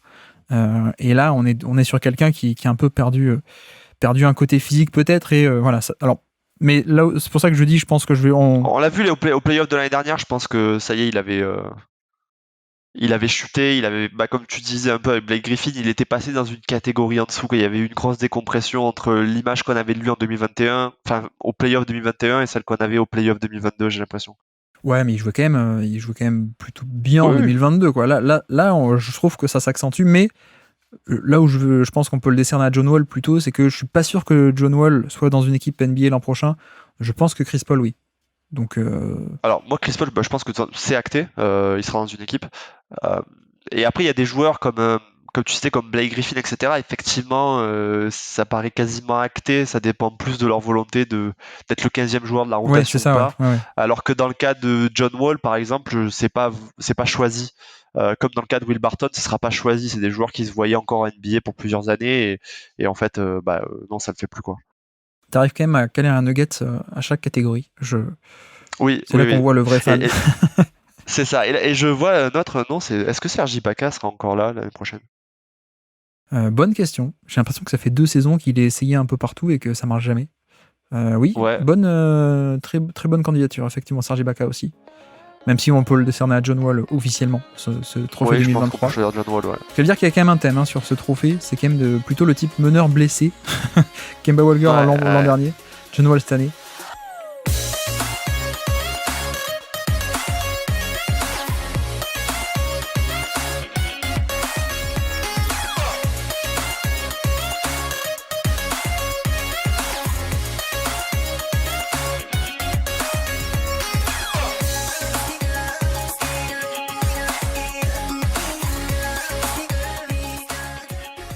Mais bref, et du coup pour compléter le trio, le comeback player of the year, le bye-bye player of the year, et maintenant, un peu plus positif, le watch out player of the year, avec mon accent fabuleux, watch out player of the year, donc le joueur qui pourrait exploser plus ou moins grandement l'an prochain. Qui as-tu sélectionné? Alors, j'étais pas très clair sur le explosé. Et du coup, c'est un petit peu comme le meilleure progression contre un rookie. J'ai peut-être pris un joueur qui est un peu trop modeste pour que le mot explosé il soit viable. Mais moi, j'avais Josh Green. J'ai l'impression que Oui, je sais pas quel été vont faire les Mavs, mais là, si ils font ce que je pense, c'est-à-dire qu'ils n'arrivent pas vraiment à reconstruire un roster compétitif, ils vont avoir besoin de vraiment remplacer Dorian Finney-Smith parce qu'ils ont un gros problème défensif. Et Josh Green, je trouve que il peut devenir un role player ou un titulaire majeur d'une équipe. Je trouve qu'il a le skill set pour. Et du coup, je l'avais sélectionné lui. ouais, je suis d'accord. Je l'avais un peu dans la liste. également. J'avais aussi du Austin Reeves, mais il a explosé entre-temps en playoff. Donc est-ce que vraiment... Enfin, je pense que il a fait le step-up et je pense que ça va se transposer maintenant en saison régulière l'an prochain et qu'il va avoir un plus gros rôle. Mais on a déjà vu l'explosion, peut-être. Mais est-ce que toi, parce que moi je le vois pas franchir un nouveau cap. J'ai l'impression qu'en fait c'est un joueur qui est élite dans rien, qui fait plein de choses plutôt bien, et il va y avoir, voilà, il va s'installer dans ce rôle-là, mais pas plus que ça. Je le vois pas devenir beaucoup plus fort. Si, moi je pense quand même qu'il a un potentiel porteur de balle secondaire, tertiaire de très bonnes équipes. Enfin d'ailleurs ce qu'il a été, D'accord. Sur ses playoffs. Quoi. Et donc c'est pour ça que je le mettais dans la catégorie parce que je serais pas étonné s'il faisait pareil en fait sur la saison 2020 combien 24 du coup l'an prochain déjà. Pouh, ça passe vite. Ouais, ça va vite. Hein. Ça va vite. Ouais, ça m'étonnerait pas qu'il explose dans un plus gros rôle, surtout qu'il est en free agency là. Donc avec un gros contrat, le statut qui va avec devrait aider peut-être. Sinon, j'avais Nasrid aussi, qui est free agent. Et je le vois bien, alors ça dépend comment ça peut se goupiller la free agency, mais je le vois bien être dans une équipe et avoir un plus gros temps de jeu et exploser relativement. Watch out Nasrid, potentiellement. Mais avec un temps de jeu à 30 minutes par match, tu le vois une équipe lui donner cette responsabilité-là ? Ouais, pourquoi pas, ouais. D'accord, ok. Après, ça dépend où il signe. Hein. S'il signe pour être un backup dans une bonne équipe, bah non.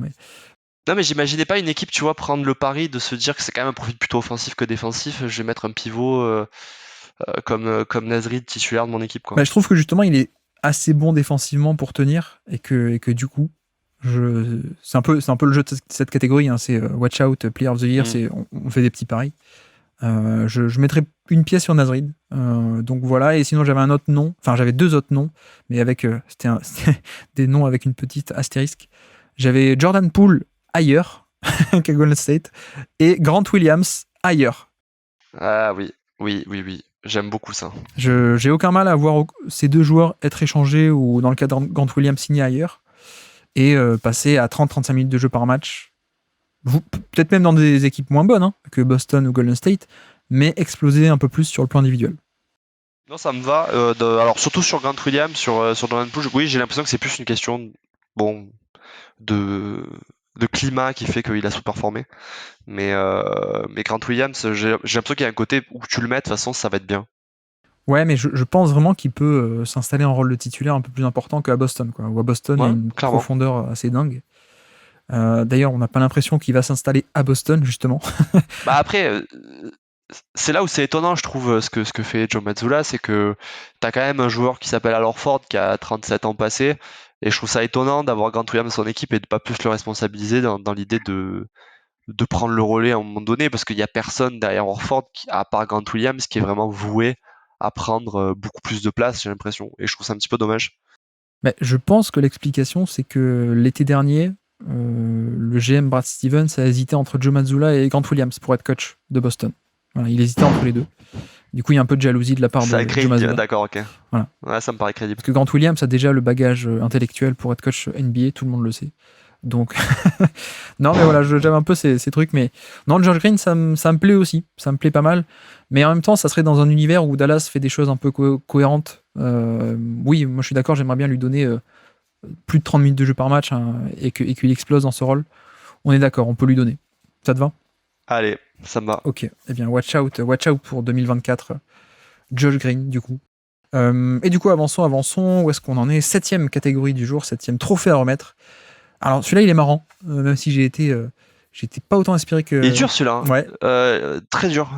Parce que du coup. Attends, j'ai pas annoncé encore. Il faut que je l'annonce avant que tu. Vas-y, pardon, excuse-moi. Joueur le plus moyen de NBA, je te lance, vas-y.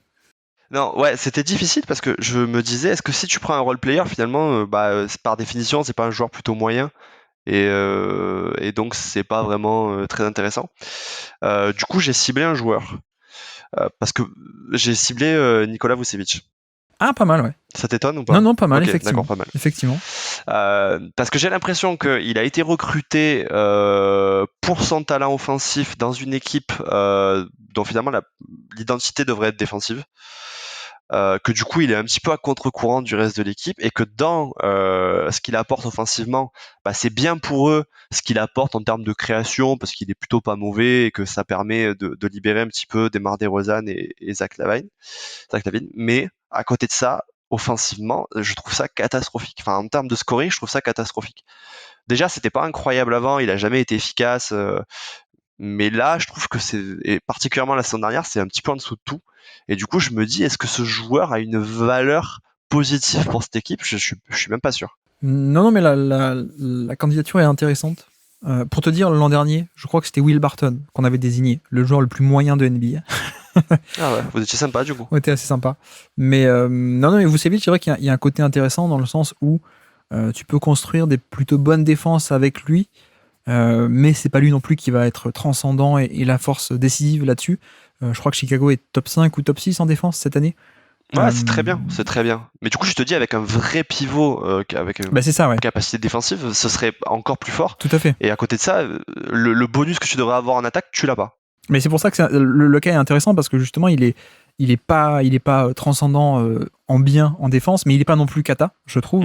Donc c'est plutôt moyen, même plutôt moyenne basse par rapport au pivot, mais ça tient la route, on va dire. Et en attaque, effectivement, on a du scoring un peu dans le vide, à gros volume, ou pas très efficace. L'apport de spacing est pas fou non plus, alors que c'était un peu ça l'idée. L'apport de création directe de post-up ou d'isolation n'est pas très bon. Non, ça me va. C'est vrai. Même si je pense que j'ai visé une catégorie un peu plus basse que toi sur le niveau moyen. Non, moi j'avais des joueurs comme Campaign, qui est moyen. Bah là, pour le coup, il a même fait une mauvaise saison plutôt, je trouve. Enfin, j'ai l'impression qu'il est quand même sur une saison plutôt de déception que sur une saison je suis dans mes moyennes, quoi. Ouais, déception, ça dépend. Déception à l'échelle de sa carrière, pas tant que ça, finalement. Ouais, mais à l'échelle de son parcours à Phoenix, t'as pas. Oui, de sa carrière, effectivement. Tiens, d'ailleurs, j'en avais un joueur moyen qui est ni bon ni mauvais. C'est un peu ça, cette catégorie, ni bon ni mauvais. Vucevic, ça colle pas mal. Montemoris. Je l'avais. Voilà. Effectivement, je pense qu'il peut être là-dedans, Montemoris, qui a été titulaire cette année. Dans ce que tu lui demandes, finalement, il est très propre balle en main. Au scoring, il est plutôt très propre. Alors oui, c'est pas exceptionnel dans le volume, mais dans une équipe où t'as Bradley Beal et t'as Kristaps Porzingis, au final, est-ce que c'est pas plutôt un apport positif, mine de rien, Montemoris, notamment par rapport à ce qu'il y avait avant. Il est très bon dans ce qu'il fait, mais il peut pas tout faire, quoi. C'est un peu ça. Il peut pas tout faire. Il peut pas créer des décalages à la folie. Il peut pas faire d'énormes différences, mais c'est vrai que sur ce qu'il fait, il le fait bien. Et ce que je trouvais fort, c'est que j'ai regardé justement avant pour le sélectionner ou pas, et il a gardé exactement la même efficacité qu'à Denver, où il jouait l'année dernière principalement avec Nikola Jokic. Donc j'ai trouvé ça plutôt fort, et du coup je me suis dit non, il mérite pas d'être là-dedans.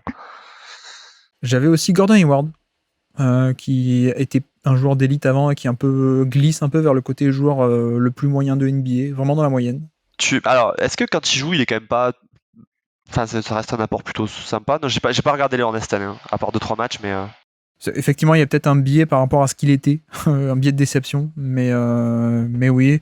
Sinon, j'ai du Pat Connaughton aussi, je ne sais pas ce que t'en penses. Ah oui, Pat Connaughton Pat Connaughton, ouais, de Milwaukee, qui est ni bon ni mauvais. C'est ça, hein. Mais j'aime bien sa saison. C'est un peu ça l'idée. J'aime bien, je trouve. Oui, mais relatif à ses standards. C'est assez standard, effectivement. Si je te dis, est-ce que tu préfères Nikola Jokic ou Pat Connaughton? Bon. Non, mais ça, d'accord. Mais après, je trouve qu'il y a plein de...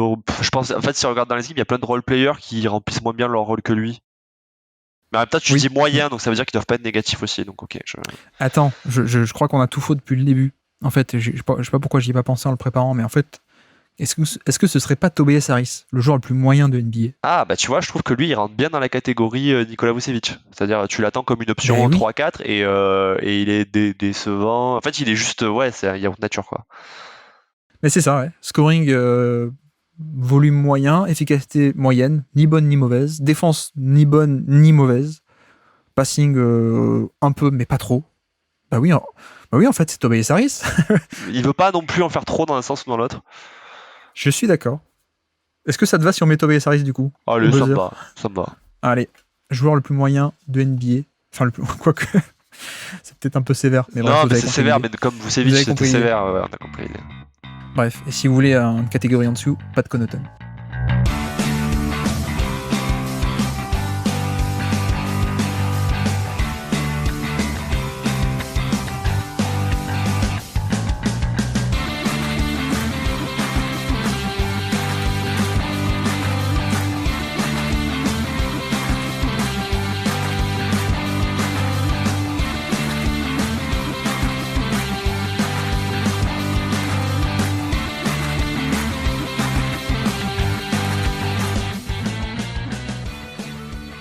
Du coup, avançons. On va passer sur des trophées un peu plus de construction d'équipe maintenant. Et donc, le premier qu'on aborde, meilleure signature de free agency hors superstar, hors star évidemment. Quels sont les noms que toi tu as retenus sur ce trophée de meilleure signature de la free agency pour cette année? Alors, j'ai Malcolm Brogdon. Qui était un trade, pour le coup. C'est un trade. Ok, je reviens en arrière. Bruce Brown. Oui. Bruce Brown, c'était parfait pour Denver, c'est-à-dire qu'il récupère un défenseur capable de défendre sur 3-4 positions, sachant qu'il cherchait vraiment, après des années à servir de paillasson à n'importe quel extérieur de la ligue, à se recentrer autour de joueurs capables de défendre sur plusieurs positions. En plus de ça, il t'apporte du scoring, plus que prévu, et il t'apporte un créateur en sortie de banc, capable de porter la balle comme second porteur de ballon, ce qu'il faisait aussi des fois à Denver. Donc là, pareil, comme j'ai dit au début, hein, j'ai beaucoup suivi la saison en tant que fan des Nuggets, donc j'ai peut-être raté des signatures aussi ou plus intéressantes, mais je trouve que dans le nombre de choses qu'il remplit dans le cahier des charges, c'est absolument énorme, et c'est un des éléments clés de la saison, je pense, pour Denver. Jérémy, ne te sous-estime pas, tu es quand même le boss de QI Basket. Tu es fan de Denver, mais tu es généraliste, spécialiste. Tu parlais de tout et tu l'as fait cette année. Mais non, effectivement, j'avais Bruce Brown aussi dans mes favoris, on va dire. D'ailleurs, effectivement, on va parler de Denver à chaque fois, mais vous avez potentiellement des vainqueurs à chaque fois. Je pense qu'on en reparlera au niveau des meilleurs trades aussi. Mais alors après, ça dépend, mais je pense qu'on est d'accord que Jalen Brunson, ça compte dans les stars, du coup. Pour moi, oui. Première option. Ok, donc on l'exclut. Et donc dans ce calibre-là, Bruce Brown, j'avais Malik Monk aussi, Sacramento. Oui, moi je l'ai cité ailleurs, mais oui. Ok. Kyle Anderson, j'avais aussi. Kyle Anderson à Minnesota. C'est bien, mais comme la saison du coup a été plutôt laborieuse, je trouve que ça marchait moins bien. Ouais, mais il a ramené du punch, je trouve. Donc, pardon. Non, Kyle Anderson, blague à part, Kyle Anderson a fait beaucoup de bien à cette équipe. Dante DiVincenzo aussi, moins d'impact. Beau comeback à sa manière. Oui, c'est vrai qu'on aurait pu le mettre aussi dans la catégorie comeback. Je trouve que Dennis Schroeder aussi, par rapport au salaire où il a été signé, a été, au final, on a bien vu une très bonne signature, mais pas au niveau de Bruce Brown, on est d'accord. Pour moi, ça se joue. Tiens, d'ailleurs, on peut le citer aussi, surtout vu sa saison, vu ses playoffs, Caleb Martin, évidemment.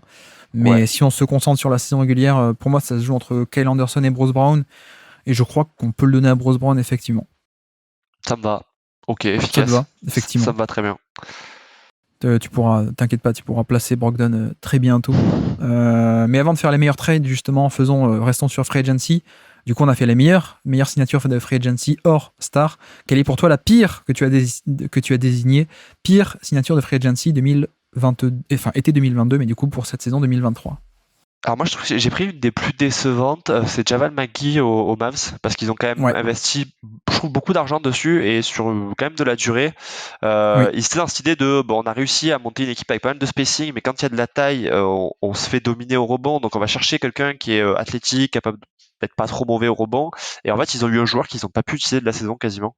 Je sais pas combien de matchs il a joué, mais très peu par rapport à ce qu'il paye, et même les minutages étaient mauvais, et les séquences, forcément, s'il a joué aussi peu, c'est qu'elles étaient mauvaises. Et je trouve ça assez décevant, parce que c'est un joueur qui a été plutôt régulier sur les 5-6 dernières années, et là qu'il a un contrat un peu stable, il n'a pas réussi à le rentabiliser.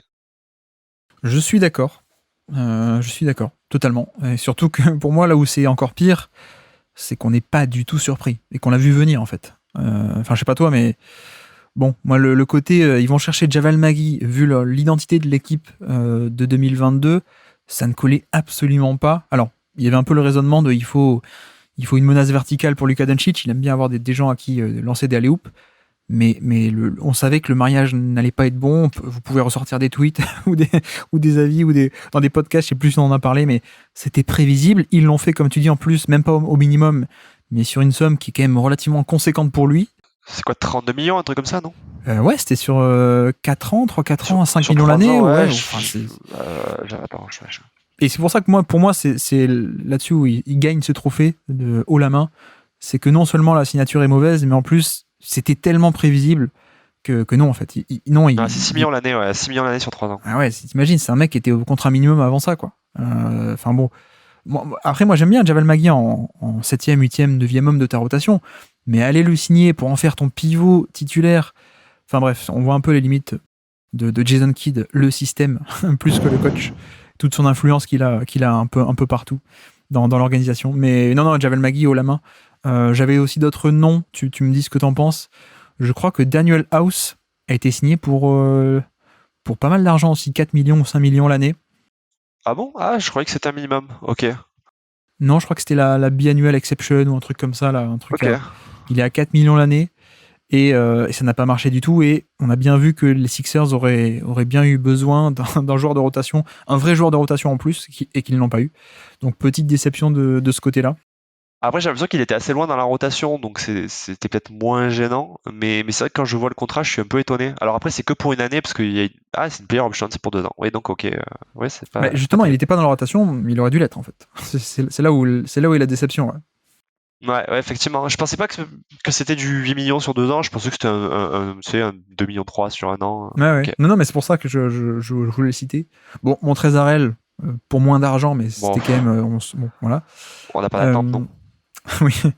Non, moi j'avais Gary Payton aussi pour Portland parce que Ah, c'est pas de chance. c'est pas de chance. Effectivement, on peut mettre ça sur le dos des blessures. T'as raison. Restons sur Javal Magui.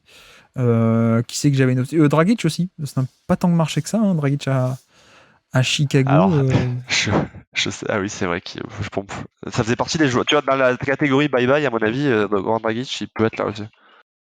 C'est vrai que oui. Mais d'ailleurs, il a même pas fini à Chicago. Oui, Non, non. ensuite il était à Milwaukee. La fin de saison à Milwaukee. Et je pense que, ouais, autant que John Wall, possiblement, on le voit plus en NBA. Ouais. Oui, t'as raison. On aurait peut-être dû le citer dans les bye-bye. Après, il est Goran plus âgé Dragic. aussi, donc c'est plus naturel, on va dire. Ouais. Ouais.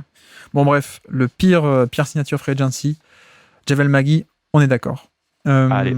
Et du coup, autre catégorie, toujours dans la construction d'équipe, meilleur trade de cette saison. Je crois que tu avais un nom en tête. Alors, bah, tu vas peut-être être étonné, mais moi, alors, est-ce que j'ai le droit de faire la trade deadline? Vas-y. Oui, hein. Oui, bien sûr. Bah, pour moi, c'est le trade des Lakers, hein. Oui, mais oui. On est d'accord? C'est-à-dire que ils récupèrent. En fait, c'est une équipe. Alors, en début de saison, j'avais écrit un article qui disait qu'ils étaient pas loin d'être bons au bout de 8-10 matchs. C'est-à-dire qu'ils perdaient, mais il y avait plus de raisons d'être satisfait que l'équipe de l'année précédente parce qu'il y avait plus de qualité athlétique, qu'il y avait un vrai potentiel défensif et il manquait un ou deux joueurs pour que l'équipe devienne vraiment excellente en défense et puisse franchir un cap en attaque. Alors à l'époque, on parlait beaucoup de Miles Turner et Buddy Hield. Et au final, ils ont réussi à faire encore mieux que ça parce qu'ils ont réussi à éjecter Westbrook, mais en plus, ils ont allé récupérer Vanderbilt, qui est un joueur pour moi de catégorie All Defense. Et alors, un échec en soi, parce que Malik Beasley ne s'est pas intégré à cette équipe et a été remplacé par Lonnie Walker au final. Mais c'est un joueur qui était aussi compatible avec le fait d'améliorer le spacing de l'équipe. Donc je trouve que ce trade, il est incroyable parce qu'il est aussi inattendu. Je voyais pas ce trade se produire et qu'il est à plein d'effets. C'est-à-dire qu'ils arrivent à se débarrasser de Westbrook et ils arrivent à améliorer l'équipe en se faisant et ça leur coûte que dalle. Donc c'est vraiment, pour moi, c'est le trade de très loin le meilleur trade de l'année. Oui, je suis assez d'accord. Meilleur trade de l'année, effectivement, c'est Free Agency et la saison qui s'est déroulée, bien sûr. Mais oui, pour moi, c'est pas tant. Enfin, oui, alors l'ajout dans Vanderbilt a fait du bien, évidemment, comme on pouvait s'y attendre. D'ailleurs, un peu surpris que Utah l'ait finalement lâché pour si peu. Mais On va bon, en parler après peut-être. c'est une histoire pour un autre jour. Non, mais effectivement, le côté là où le trade est gagnant, c'est que ça a apporté une cohérence de suite à cette équipe, en fait. Et c'est pas contre Russell Westbrook, mais il y a aussi de la valeur quand tu l'enlèves de cet effectif. Il y a l'addition par soustraction, tu sais, comme on dit. C'est ça. Ouais. Non pas que Westbrook n'était pas capable de produire, d'ailleurs on l'a vu dans un contexte différent, qui avait besoin de sa création, il l'a fait aux Clippers, mais c'est juste que dans ce contexte-là des Lakers, qui avaient déjà tout ce qu'il fallait en termes de création avec LeBron James, et qui avait surtout besoin de role-player, de défense et de shoot, Russell Westbrook n'est pas ça, donc pour moi c'est presque autant l'ajout de Vanderbilt et de Malik Beasley un peu, que même juste le fait de mieux calibrer l'équipe et d'enlever Westbrook et de le remplacer, comme tu dis, Westbrook par le shoot aussi de Russell. C'est ça, parce qu'en soi, on dit pas que D'Angelo Russell est meilleur que Westbrook ou a plus de valeur que Westbrook, mais néanmoins, dans le contexte où il y a LeBron James, d'avoir D'Lo à côté qui peut jouer le rôle de second, troisième créateur avec Austin Reeves, et d'avoir son shoot, bah au final, bah ouais, c'est ça, c'est t'enlèves une problématique à l'équipe, tu le remplaces par quelque chose qui est pas un sujet en fait. Oui, oui, oui, tout à fait. Et d'ailleurs, tu vois, je pense que bon, enfin, c'est un trade qui fait passer cette équipe de 11e, 12e, 13e de conférence à finaliste de conférence. Comme on a dit tout à l'heure. Bon, ils ont perdu, mais c'était quand même assez disputé, quoi. Donc ouais, Ouais. je suis même pas sûr que si je te pose la question là, tu es capable de me citer un trade sur les 5 ou 10 dernières années, un trade pendant la saison qui ait eu autant d'impact que celui-là. Bah, je me posais la question, je pense que la réponse, c'est clairement non, quoi. C'est-à-dire Ouais, que la plupart des gros trades qu'on voit en cours de saison, c'est plutôt des trucs où on se dit, ok, bah après, avec ce qui va se passer, ils vont pouvoir construire pendant l'été pour être d'attaque l'année suivante. Comme par exemple le trade de KD aux Suns, par exemple. Où on ouais. se dit, ils ont une équipe maintenant qui est complètement déplumée. Par contre, avec un été et la possibilité d'utiliser l'attractivité de Devin Booker et Kevin Durant, là, tu as moyen d'avoir une équipe l'année prochaine qui a vraiment des prétentions pour le titre. Alors que les Lakers ont réussi à le faire dès l'année en cours, alors qu'ils étaient 13e à l'ouest avec un bilan négatif, quoi. Ouais, effectivement. Bah tiens, le trade de Kevin Durant, tu le vois de manière positive ou négative, toi, d'ailleurs? Pour moi, c'est plus. Alors, en tout cas, si on parle de l'année, pour moi, c'est plus un trade négatif parce que j'ai l'impression que si les Suns avaient pu enfin se retrouver au complet, parce qu'ils ont connu, après 2 saisons sans blessure, ils ont connu une saison avec pas mal de blessures. Si on les avait eus avec Michael Bridges, Cameron Johnson et peut-être un petit renfort ou deux dans le banc à l'intersaison, je pense qu'ils auraient été plus forts pendant ces playoffs que ce qu'ils ont été cette année parce que sur leur banc, ils devaient jouer entre Terence Ross qui était vraiment en dessous, TJ Warren qui revenait de blessure et Landry Shamet qui est quand même pas un super joueur. Et en fait, ils avaient que trois quatre joueurs sur lesquels ils pouvaient vraiment compter à haut niveau, plus Torrey Craig éventuellement. Donc ça faisait très léger. Donc pour moi, c'est un trade qui peut devenir positif l'an prochain, mais qui sur le moment est plutôt neutre ou négatif, quoi. Bah, pour le coup, j'avoue que je pense on pourrait argumenter que le trade de Kevin Durant a été meilleur ou en compétition avec celui de Westbrook dans le sens où celui des Lakers qui échange Westbrook contre Vanderbilt et D'Angelo Russell, bon, ok, ça te sauve un peu la saison, ça t'apporte un peu de cohérence et ça te permet d'aller en finale de conférence, ok. En même temps, de l'autre côté, le trade de Kevin Durant, ça te permet d'acquérir une méga star encore dans son prime, encore sous contrat pendant 4 ans, et le prix que tu as payé pour ça, c'est un joueur qui joue sur le même poste, Michael Bridges, Cam Johnson, qui est un bon joueur de banc, mais bon, c'est pas, moi j'ai jamais trouvé que c'était la folie non plus, et Non. 4 fois le 28e pick de la draft, quoi, ou le 27e, ou le 26e. Donc 4 fois des joueurs draftés 26, 27 ou 28, quoi, 4 futurs tours de draft. Ça peut paraître beaucoup. Il y a un risque parce qu'ils sont non protégés, donc on ne sait pas. Il y en a certains qui peuvent devenir bien meilleurs que ça. Mais en même temps, tu peux aussi te dire que, bon, ok, le trade des Lakers, ça apporte un peu de la cohérence. Et là, on est sur le moment. En plus, ils ont fait finale de conférence, donc on se dit, bah oui, c'est génial. Mais en même temps, peut-être que si on fait le bilan d'ici 1, 2, 3 ans, et que ça marche hyper bien avec KD, peut-être qu'on pourra revisiter et se dire, bah, en fait, finalement, le fait d'avoir pu avoir ajouté dans l'effectif un Kevin Durant pour ce prix-là, bah, finalement, c'était quand même un sacré bon coup. Alors je suis foncièrement désaccord avec toi pour le coup. D'accord. Alors pour plein de raisons. Déjà parce que je trouve que l'histoire récente nous a montré que dire que quand tu fais un échange pour un joueur majeur et que tu donnes 4-5 tours de draft, de toute façon c'est des pics qui auraient été pris en 28e position. On a des exemples récents qui nous prouvent qu'en fait il y a des équipes qui chutent très rapidement, surtout quand elles font des trades pour des joueurs qui ont 34-35 ans comme Kevin Durant et qui sont sujets à blessure.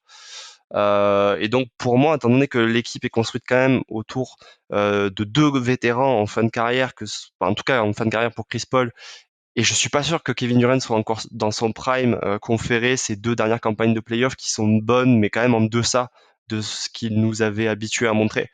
Et le fait que à ce stade, en fait, les Suns sont construits autour de 3-4 énormes contrats et qu'on sait qu'ils auront très peu de flexibilité pour s'améliorer à court moyen terme, Pour moi, ça peut être le genre de trade. Ouais, l'année prochaine, t'es une équipe compétitive, mais possiblement pas. Et possiblement dans 2-3 ans, en fait, t'es déjà en train de reconstruire. Et dans ce cas-là, ça devient hyper compliqué de faire quelque chose. Donc moi, je pense que ce qu'on va se rendre compte, c'est que ce format d'échanger 4-5 tours de draft, comme l'ont fait les Wolves, comme l'ont fait les On y Bucks, arrive, comme on l'ont y fait arrive. plein d'équipes, bah en fait c'est hyper risqué et possiblement ça te tue une décennie après. Donc non, pas convaincu que ce trade soit bon et pas convaincu que Kevin Durant soit à ce stade dans son prime. J'entends tes critiques et ce côté, cette vision qui peut être pessimiste. En tout cas, il existe un scénario pessimiste où les choix non protégés peuvent devenir très bons. Après, je me dis aussi que Kevin Durant, c'est quand même assez balèze. C'est sous contrat pendant 4 ans. T'as Devin Booker qui est assez monstrueux également. Et que si ça se trouve dans 2 ans, même si ça se trouve d'ici 2 mois à la free agency, il n'y a plus Chris Paul qui a été échangé contre un joueur plus jeune ou meilleur. Et il y a peut-être même plus DeAndre Ayton. Et il y a peut-être Nick Nurse aussi. D'ailleurs, au moment où les gens écoutent ce podcast. Donc je me dis, c'est beaucoup donné, mais en même temps, ça reste Kevin Durant. Et t'as quand même Devin Booker à côté. Et donc, bon, bref. Ouais. Mais j'ai l'impression que c'est le seul dans le projet que tu vraiment en fait qui est au centre et qui est là à long terme. Les autres, Oui, on oui. sait rien quoi. Alors, juste avant d'avancer, les autres meilleurs trades qui auraient pu être candidats à ça. Brogdon à Boston, évidemment, du coup. Tu l'as cité tout à l'heure, mais Brogdon à Boston, pour moi, c'était un des meilleurs trades de cette année qui aurait pu avoir le titre s'il n'y avait pas eu cet échange des Lakers. Et sinon, j'en avais un autre. Kevin Huerter à Sacramento aussi. Que sur le moment, je m'attendais pas à ce que ça soit aussi bien que ça. Mais Huerter est venu s'inscrire et même apporter beaucoup à l'identité offensive de Sacramento avec les dribble end-off, le jeu de main à main, le jeu de spacing et de pace aussi, de rythme aux Sacramento Kings. Donc finalement, Brogdon à Boston et surtout Huerter à Sacramento, finalement pas mal quoi. Non, vraiment pas mal. Après, Werther, est-ce que non, mais Werther, on s'y attendait pas en fait, effectivement. Et puis de toute façon, personne s'attendait vraiment à ce que Sacramento soit troisième à l'Ouest. Et oui, on oublie un petit peu effectivement ce trade, mais c'est une réussite. Et Brogdon étonne également dans la mesure où, franchement, ça paraissait impossible d'avoir Brogdon pour si peu et dans une équipe qui est Oui, déjà aussi c'est dense. ça, ouais. Donc celui-là était vraiment très étonnant. Celui de Kevin Werther, il est plus étonnant dans le résultat. Celui de Brogdon, dans comment on a réussi, enfin comment ils ont réussi à aller le récupérer pour si peu. Donc dans les deux cas, ouais, c'est des excellents trades de cette saison. Même si je préfère toujours celui des Lakers. Ouais, d'accord. Non, mais effectivement, le Brogdon, c'est aussi le côté, comme tu dis, le prix extrêmement bas qu'ils ont payé, qui était assez impressionnant pour un joueur de ce calibre. Mais on est d'accord que le meilleur trade pour 2023 du Basket Lab, le Labiz meilleur trade, c'est le trade des Lakers, on est d'accord.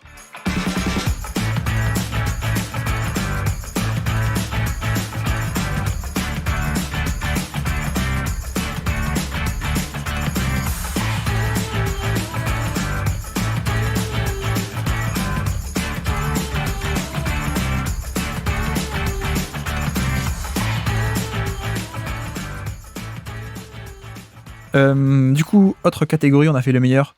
Faisons le pire, et je sens qu'on a discuté. Quel est le pire trade de cette saison 2022-2023 pour toi, Jérémy? C'est le trade avec les Lakers. Du côté de Utah, tu veux dire? Bah ouais, j'ai l'impression que le trade de. Alors moi, pour le coup, quand j'ai eu vent de ce trade, j'ai pas suivi la trade deadline cette année. Et, et donc j'ai lu un petit peu d'un blog dans la discussion de Q-Basket tous les échanges qu'il y avait eu. Et celui-là, je me suis dit, oh là là, c'est les Lakers avec leurs rumeurs, vraiment n'importe quoi. C'est-à-dire que pour moi, le trade, il pouvait pas avoir lieu. Et j'ai compris quasiment 24 heures ou plus tard qu'il avait vraiment eu lieu ce trade. Parce qu'il me semblait, mais ça ressemblait à une extorsion plus qu'à un échange entre deux franchises consentantes, quoi. Je comprends pas comment Danny Ainge, qui a monté beaucoup d'échanges gagnants dans sa carrière, il a pu donner un joueur comme Jared Vanderbilt, plus un joueur comme Beasley, en plus de faciliter le départ de Westbrook des Lakers, qui était quand même déjà une faveur en soi, Oui. contre un premier tour de draft 2027 protégé 1-14. C'est-à-dire un tour de draft qu'ils auront potentiellement jamais. Et sinon, Jared Vanderbilt, qui est normalement une valeur soit à moyen terme dans ta reconstruction, soit à court terme pour avoir justement des pics de draft, il en a rien tiré. Et je trouve déjà le trade un peu étrange. Mais du coup, je comprends pas du tout la position de Danny Ainge en tant que general manager de Utah, quoi. Bah, c'est vrai qu'en plus, Danny Ainge nous avait quand même habitués à une certaine réticence à appuyer sur la gâchette, on va dire. À l'époque où il était GM de Boston, il n'avait pas voulu faire le trade pour Jimmy Butler, Anthony Davis. pour Anthony Davis. Enfin, Anthony Davis, c'est un peu particulier parce que Davis avait dit qu'il voulait absolument aller aux Lakers de toute façon. C'est vrai. Mais non, je pensais à Paul George aussi. Je pensais à Kawhi Leonard aussi, qui était disponible à une époque et finalement c'est Toronto qui a fait le trade. Donc il y avait un peu toujours cette réticence à faire le trade en tant que bonne équipe qui va acquérir un bon joueur. Là, pour le coup, effectivement, je te rejoins que. Alors, je suis pas sûr que je mettrai le pire de la saison, mais c'est quand même très étonnant. Et c'est pas du tout une optimisation de la valeur des joueurs qui ont été mis dans l'échange. Parce que, en fait, en soi, je pense que Jared Vanderbilt aurait pu t'obtenir au moins un futur premier tour de draft. Voilà, on est d'accord. Au moins un, ouais, c'est ça. Et que à lui tout seul, on est d'accord, en fait. Et donc, il aurait pu avoir ça. Et en plus, pour encaisser le contrat de Westbrook, un autre premier tour de draft, je pense. Donc c'est là-dessus où ça n'a pas trop de sens, quoi. C'est ça, et je rajoute même Beasley qui en soi mérite peut-être pas un premier tour de draft, mais on a vu que pendant cette free agency, pendant cette trade deadline, il y avait énormément d'équipes qui payaient 3, 4, 5 secondes tours de draft pour récupérer des joueurs, et on sait que avec l'évolution actuelle en NBA, aujourd'hui avec des seconds tours de draft, on récupère des fois des joueurs qui deviennent des rotations majeures d'équipes, des fois même d'ailleurs des équipes se construisent avec des undrafted, donc je comprends pas du tout cet échange, parce que pour moi les Lakers auraient dû payer beaucoup plus, et éventuellement en fait donner ce qu'ils avaient récupéré d'autres échanges, par exemple l'échange de Thomas Bryant à Denver avec ses 5 secondes tours de draft qui aurait pu permettre d'aller chercher justement Malik Beasley en plus dans l'échange. Et là, il n'y a rien eu de tout ça et je le trouve très étonnant. Oui, parce que comme tu dis, Thomas Bryant, au final, c'est quoi? C'est 3 deuxièmes tours de draft quand on fait le différentiel? Il me semble que c'est 5. C'est 5, mais ils en ont reçu 2 avec la Bonne Island, ouais, c'est ça, voilà. Donc lui, c'était 3, Bonne Island et 2 futurs deuxième tours de draft. Tu peux penser que Malik Beasley t'aurais pu en avoir un ou 2. Ouais, mais effectivement, il y a un peu ce côté où les Lakers n'arrivaient pas à se débarrasser de Westbrook, c'était assez évident.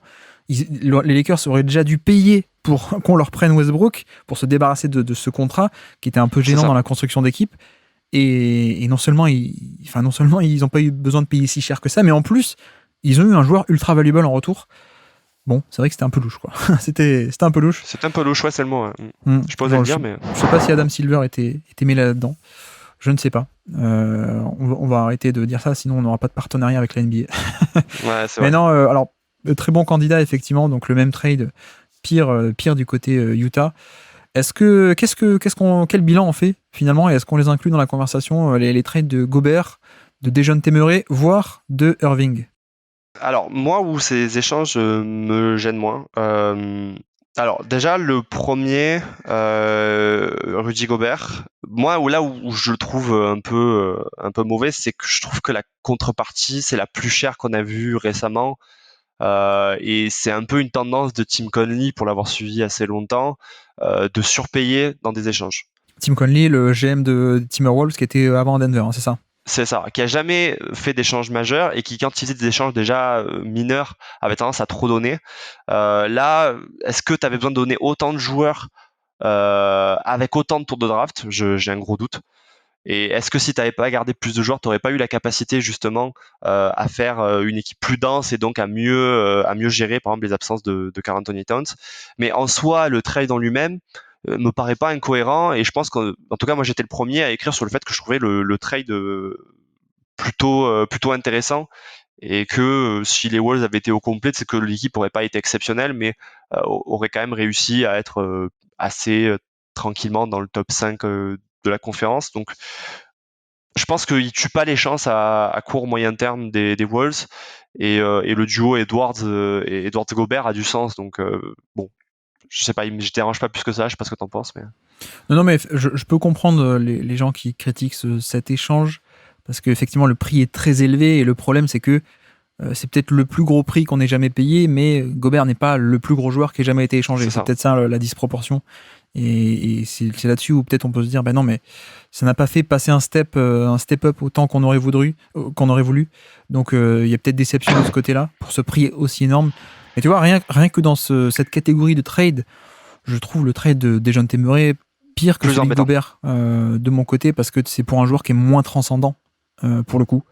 Donc je me pose encore plus de questions, parce que Gobert, le prix est très fort, mais en même temps, on peut quand même avoir un rock défensif de très très haut niveau. Dejounte Murray, j'avais fait un podcast en plus là-dessus. Le fit avec Trae Young est pas fantastique en soi. C'est pas comme si tu pouvais dans la NBA d'aujourd'hui dire on amène un bon défenseur et ça nous règle tous les problèmes de Trae Young qui défend pas. Ça marche pas comme ça aujourd'hui. Et il y a un côté offensif où il est pas assez efficace que ce qu'on voudrait, je pense, à côté de Trae Young.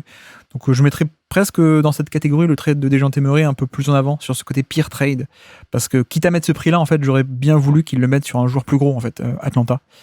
Mais bon.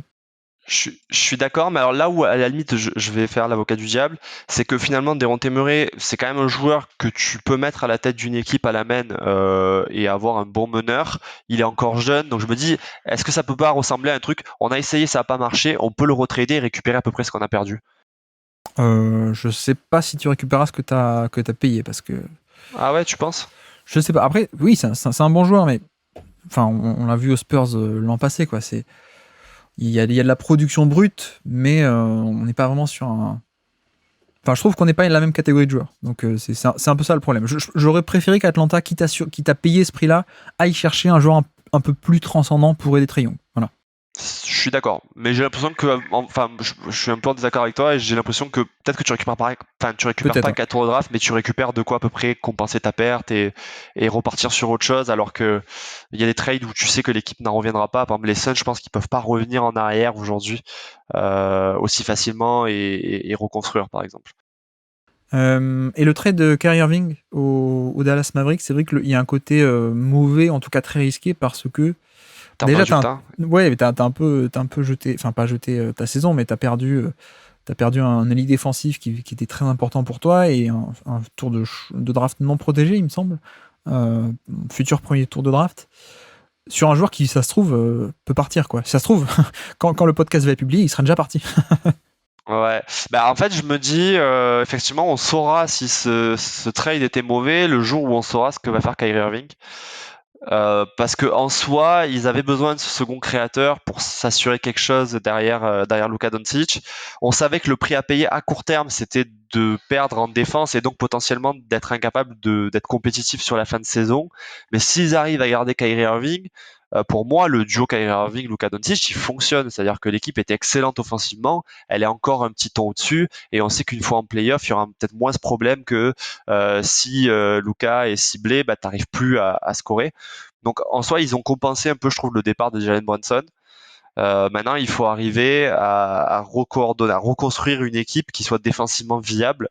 Et c'est là qu'on saura si le trade est perdu. Mais je pense qu'on savait que, compte tenu de la situation des Mavericks, on pouvait pas avoir quelque chose qui fonctionne à court terme.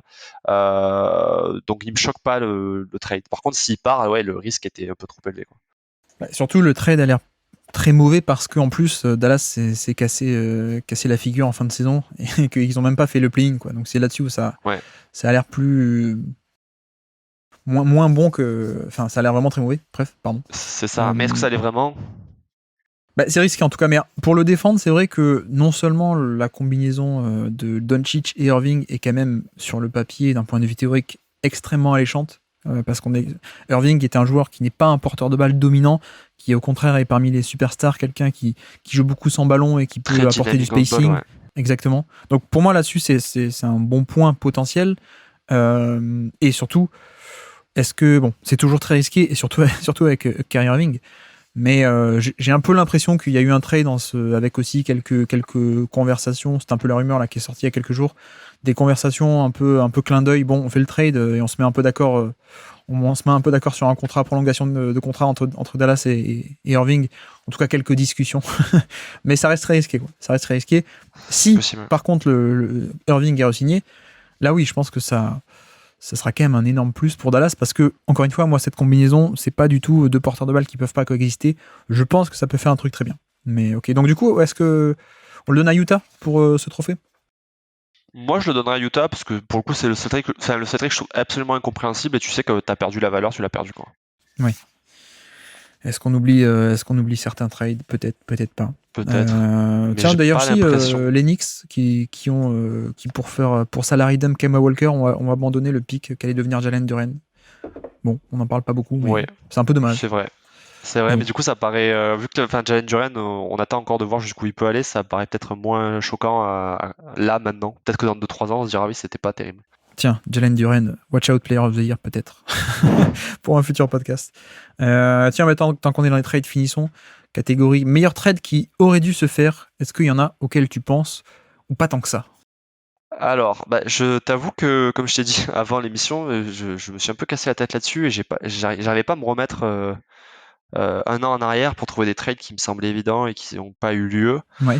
Mais du coup, en mode trade deadline et pas vraiment réaliste, j'aurais bien aimé voir les Grizzlies arriver à ramener un des joueurs qui ont été dans le trade Oui. Phoenix Suns. Et donc j'aurais bien aimé voir, dans un monde assez idéal, c'est voir KD, parce que j'ai l'impression que Memphis, dans les équipes qui ont été bonnes en saison régulière, c'est celle qui se transpose le moins bien en playoff. Et depuis le début, en fait, depuis le début de cette aventure, donc avoir un joueur qui peut élever le plancher offensif comme KD, ce serait assez fou. Mais je pense que le prix, de toute façon, il pouvait pas le payer. Du coup, même voir Michael Bridges, qui s'est révélé un peu comme une option offensive tout à fait viable à Brooklyn, j'aurais bien aimé le voir se dérouler. Mais ça me paraît pas réaliste, donc en soi, est-ce que c'est à retenir, quoi.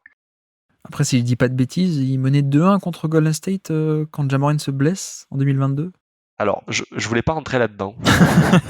Non, mais c'était pour ce côté. Effectivement, avec Tom, on a fait un podcast là, il y a pas longtemps sur les problèmes de 2023 de création offensive des Grizzlies. Donc, effectivement, il y avait des difficultés. Moi, j'avais Anunoby aussi, potentiellement, qui avait été annoncé potentiellement à Memphis. Un peu partout. Mais oui, après, en fait, le problème de cette catégorie, c'est que cette année, il y a plein de trades qui se sont faits. Donc, tu vois, l'an dernier, c'était Westbrook qui aurait dû partir des Lakers parce que c'était une opportunité gâchée pour LeBron James. On a un peu la confirmation cette année d'ailleurs. Mais c'est vrai que cette année, Kevin Durant a été échangé, Kyrie Irving a été échangé. Enfin voilà, les Lakers ont fait leur trade pour Westbrook. Les gens ont bougé, donc il n'y a aucun cas où on se dit finalement ils n'ont pas appuyé sur la gâchette. Mais oui, il y a ce côté Anunoby potentiellement à Memphis, ou alors Michael Bridges, ou alors les Dorian Finney-Smith ou Royce O'Neal qui sont d'excellents 3&D et qui n'ont pas servi à grand chose sur la fin de saison à Brooklyn. Parce que bon, on savait que l'équipe était pas très compétitive. N'avait aucune chance, ouais. Mais en même temps, c'est des joueurs qui n'ont pas été échangés à la trade deadline, mais qui vont l'être maintenant, quoi, 6 mois plus tard. Il y a Toronto qui, je pense, est à suivre parce que possiblement, je pense que tout le monde peut partir, presque tout le monde. Et donc, il y a peut-être des Pascal Siakam, des OG Anunoby, voire un peu en dessous, mais des Gary Trent Jr. et Fred VanVleet qui peuvent partir.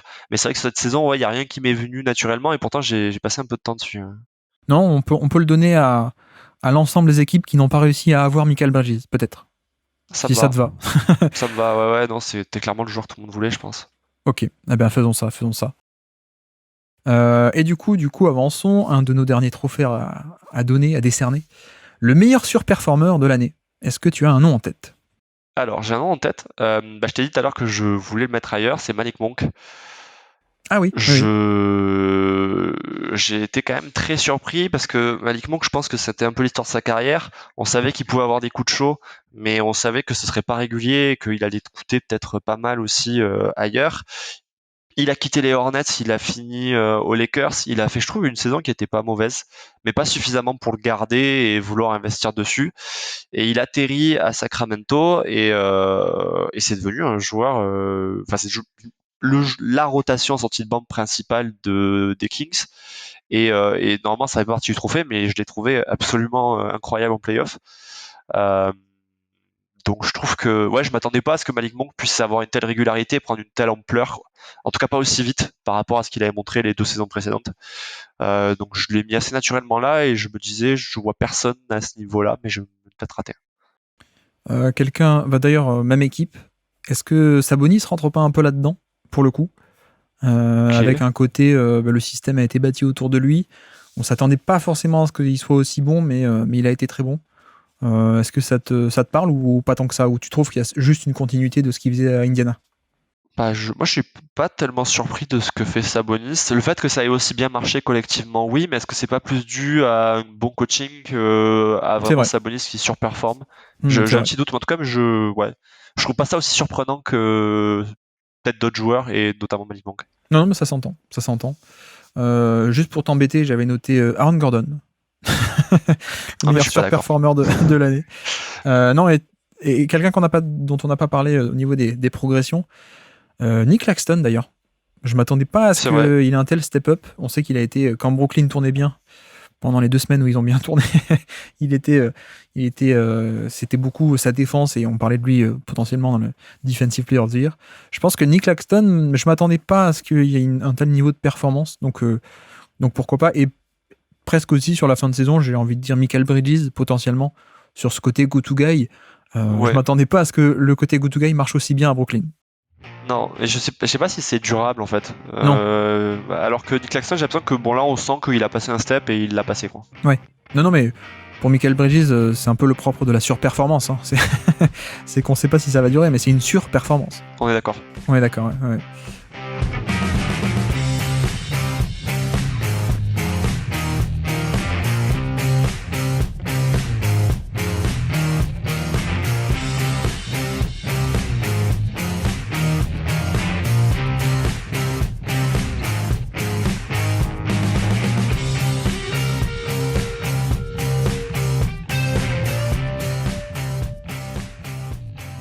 Ok. Et puis alors deux petites dernières catégories pour terminer. Un peu, si on dézoome un peu plus à l'échelle collective, qui est l'équipe où le trophée de on touche à rien et on repart comme ça l'an prochain? Est-ce que tu as des équipes? Quelle est ton équipe pour le trophée de on touche à rien et on repart comme ça exactement l'an prochain?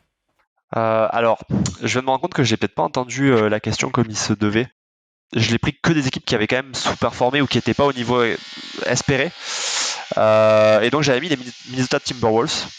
Parce que je pense que dans les équipes qui ont pas été au niveau qu'elles espèrent atteindre, c'est un peu l'équipe qui peut se dire ok, quand on regarde notre saison, pas tout s'est passé comme prévu.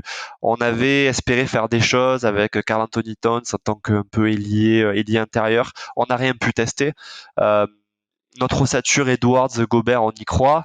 En plus de ça, on vient de voir ce qui s'est passé en playoff. On est sorti 4-1, mais au final, on a été une des équipes, en tout cas à l'Ouest, qui a le mieux géré Denver, qui a plutôt bien géré le cas de Nikola Jokic et le cas de Jamal Murray. Donc on a les éléments pour repartir l'année prochaine. Maintenant, si on prend les équipes qui ont fait de bonnes saisons et qui sont satisfaites des résultats, je pense que on a Denver qui devrait repartir avec la même ossature si elle peut, quoi. Oui, non, mais Denver, Boston, c'est des choix un peu trop faciles, quoi.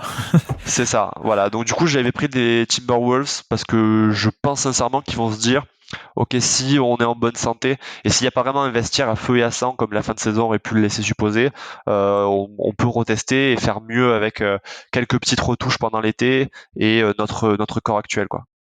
Non, mais ça s'entend totalement. Alors, en plus, j'ai dit Boston, Denver, Boston. Boston, c'est même pas sûr en plus. Hein. C'est même pas sûr. Ouais. je me suis peut-être avancé parce que la situation contractuelle de Jalen Brown va peut-être poser question. Encore une fois, nous on est à la limite. On est avant le Game 7 là. On est ce soir, le Game 7 est ce soir pour les finales de conférence. Donc on ne sait pas. Vous savez, mais nous on ne sait pas si ça s'est bien passé ou pas. Mais en cas si ça se passe pas bien, pourquoi pas Boston. Mais bref, donc on n'est pas dans cette catégorie. Denver, je suis d'accord pour le choix évident. Et Minnesota, oui, je suis assez d'accord aussi. Le côté on a Rudy Gobert qui est encore dans son prime, je pense. On a Karl Anthony Towns qui a été absent toute la saison. On a un top role player avec Kyle Anderson. On a aussi la progression attendue de Anthony Edwards, qui est encore très très jeune. Donc il y a peut-être une certaine cohérence à se dire, bon, ça n'a pas été une totale réussite cette année, mais en même temps, l'Ouest, c'était ultra dense. Nous, on a eu des blessés. Ça peut valoir le coup de repartir comme ça. Minnesota, très très bon candidat pour ce trophée, effectivement. On touche à rien, on repart comme ça avec quelques ajouts, effectivement, on est d'accord. Mais oui, tu parlais aussi je t'ai entendu mentionner Milwaukee. J'allais te poser la question justement, est-ce qu'on touche à rien ou est-ce qu'on fait tout péter? Moi, j'ai l'impression qu'ils se sont dit, ok, c'est le coaching qui a pas été au niveau, qui s'est pas capable de s'adapter en playoff, mais notre groupe, on y croit, on a fini premier de la NBA, on est allé au titre avec ce groupe-là et qui était moins dense que ce qu'on est aujourd'hui. On verra quand est-ce que le groupe sera trop âgé, mais j'ai quand même l'impression qu'ils sont dans l'optique de se dire, on a raté notre coup en playoff, mais on a une équipe qui est taillée pour le titre et franchement, je pense qu'on était un peu tous d'accord pour les voir comme un des deux favoris pour le titre avant cet échec contre Miami. Donc, pas l'impression que ce soit une franchise quand même qui fasse tout péter régulièrement. Ils ont une vraie continuité. J'ai l'impression qu'ils vont rester là-dedans. Peut-être que je me trompe, mais. Non, alors, moi je les voyais pas aussi bien cette année, mais pour le coup, je me posais la question et je pense qu'ils pourraient effectivement être qualifiés pour ce trophée dont on touche à rien et on repart comme ça. parce que ça pourrait être la fin de cycle, mais il y a encore peut-être 1 ou 2 bonnes années à tirer, je pense. J'ai l'impression. Parce qu'on a Brook Lopez free agent, mais qui a déjà 35 ans pour le coup. On a Chris Middleton free agent qui pourrait re-signer. Ça me choquerait pas si Milwaukee repartait avec Giannis, Middleton, Brook Lopez re-signé sur un contrat comme ça de 2-3 ans, contrat court à grosse somme. Jrue Holiday aussi, d'ici 2-3 ans il sera un peu plus vieux, tu pourras passer à autre chose. Alors Jrue Holiday qui a annoncé, désolé je te coupe, qu'il prenait sa retraite à la fin de son contrat. Il a annoncé ou il a dit... En tout cas, qui a dit que clairement il était plutôt en paix avec ça et que c'était très probable qu'il fasse qu'il prenne cette décision. Ouais, non mais ça, oui. Non mais en plus, oui, il est pas non plus si jeune, il est pas non plus 27 ans. Mais parce il est draft 2009, il devait avoir 20 ans en 2009, donc il doit avoir 34 actuellement. Donc si tu fais encore un run d'ici 1 ou 2 ans, voilà, il sera un peu plus vieux. Mais bref, ce que je veux dire aussi par là, c'est que finalement, il y a peut-être aussi de quoi continuer un peu là-dedans. Et dans 2 ans, Giannis aura 30 ans, je crois, à peine. Ouais, donc tu pourras ensuite refaire un autre cycle différent. Mais effectivement, avec un autre coach, peut-être retenter sa chance. Oui, ça m'étonnerait pas qu'il y ait continuité de ce côté-là. Et l'autre question que j'avais, c'est au niveau des Lakers, qu'est-ce qu'on fait ? Est-ce qu'on touche à rien ou on touche un peu, notamment avec Russell ? C'est les Lakers. Hein. Ouais. Ils vont forcément. Enfin, pour moi, c'est la franchise qui va forcément retoucher. On sait qu'ils déjà, ça fait depuis leur titre en 2020 qu'ils font un reset complet tous les ans. À tort. Je pense pas que ça va être le cas cette année. Ouais, à tort. Je pense que du coup là, ils ont appris et ils vont pas le faire cette année. Mais je pense que par exemple la sous-performance de D'Angelo Russell en finale de conférence, c'est pas une franchise dans laquelle on le pardonne. Et je pense qu'ils sont déjà en train de chercher comment ils peuvent le remplacer. Il y a déjà des rumeurs, donc bon, ça vaut ce que ça vaut, mais j'ai déjà l'impression que par exemple ils se disent Fred VanVleet serait peut-être mieux que D'Angelo Russell. Donc moi, à mon avis, les Lakers vont retoucher l'effectif. Oui. Et de toute façon, ils ont des joueurs qui pourront pas garder, je pense, et donc ils vont essayer de les remplacer. Ils font partie des équipes qui sont contraints en mouvement déjà de base, et en plus, ça fait partie de l'identité de la franchise. Donc à mon avis, les Lakers n'auront pas le même visage début d'année prochaine. Ça fait partie de l'identité de la franchise et de LeBron James en plus. Une équipe avec LeBron, elle n'arrête pas de retoucher. D'ailleurs, ça va, t'es rassuré que LeBron James ne prenne pas sa retraite. Fin du suspense insoutenable qui a duré 2 jours, c'est bon ? Ah, j'étais stressé. Je me suis dit, non, on va pas partir quand même. Après, ce qui était étonnant, c'est que malgré cette annonce, en une de tous les sites, il y avait quand même la qualification de Denver en finale. Il n'y avait pas du tout oui, mais en bas de page, retraite. Par contre. Ça n'a pas du tout fait. Bref. Non, mais ouais, c'était un beau coup médiatique, on va dire. Quoi. Je suis d'accord avec toi. On peut le donner. Bon, à part les choix faciles comme Denver, on peut le donner à Minnesota. Ça a du sens, effectivement. Et du coup, autre catégorie, et la dernière pour terminer. Là, c'est pas on touche à rien, on repart comme ça. C'est justement la catégorie on fait tout péter. Est-ce que tu as des candidats un peu évidents ? Je pense qu'il y en a un paquet cette année qui peuvent changer beaucoup de choses. J'avais fait des catégories. J'avais une catégorie un peu instabilité avec les Sixers et les Hawks. Parce que les Hawks, ils en sont quand même au point, j'ai l'impression, où ils se posent la question, qu'est-ce qu'on fait avec Dejounte Murray, qu'est-ce qu'on fait avec Trae Young. Donc mine de rien, c'est pas un changement qui est anodin et donc ça peut entraîner des séries de départs. Surtout qu'ils ont aussi le cas qui est là tous les 3 mois, c'est le cas de John Collins, ils savent pas trop quoi en faire, est-ce qu'ils le gardent, est-ce qu'ils le gardent pas.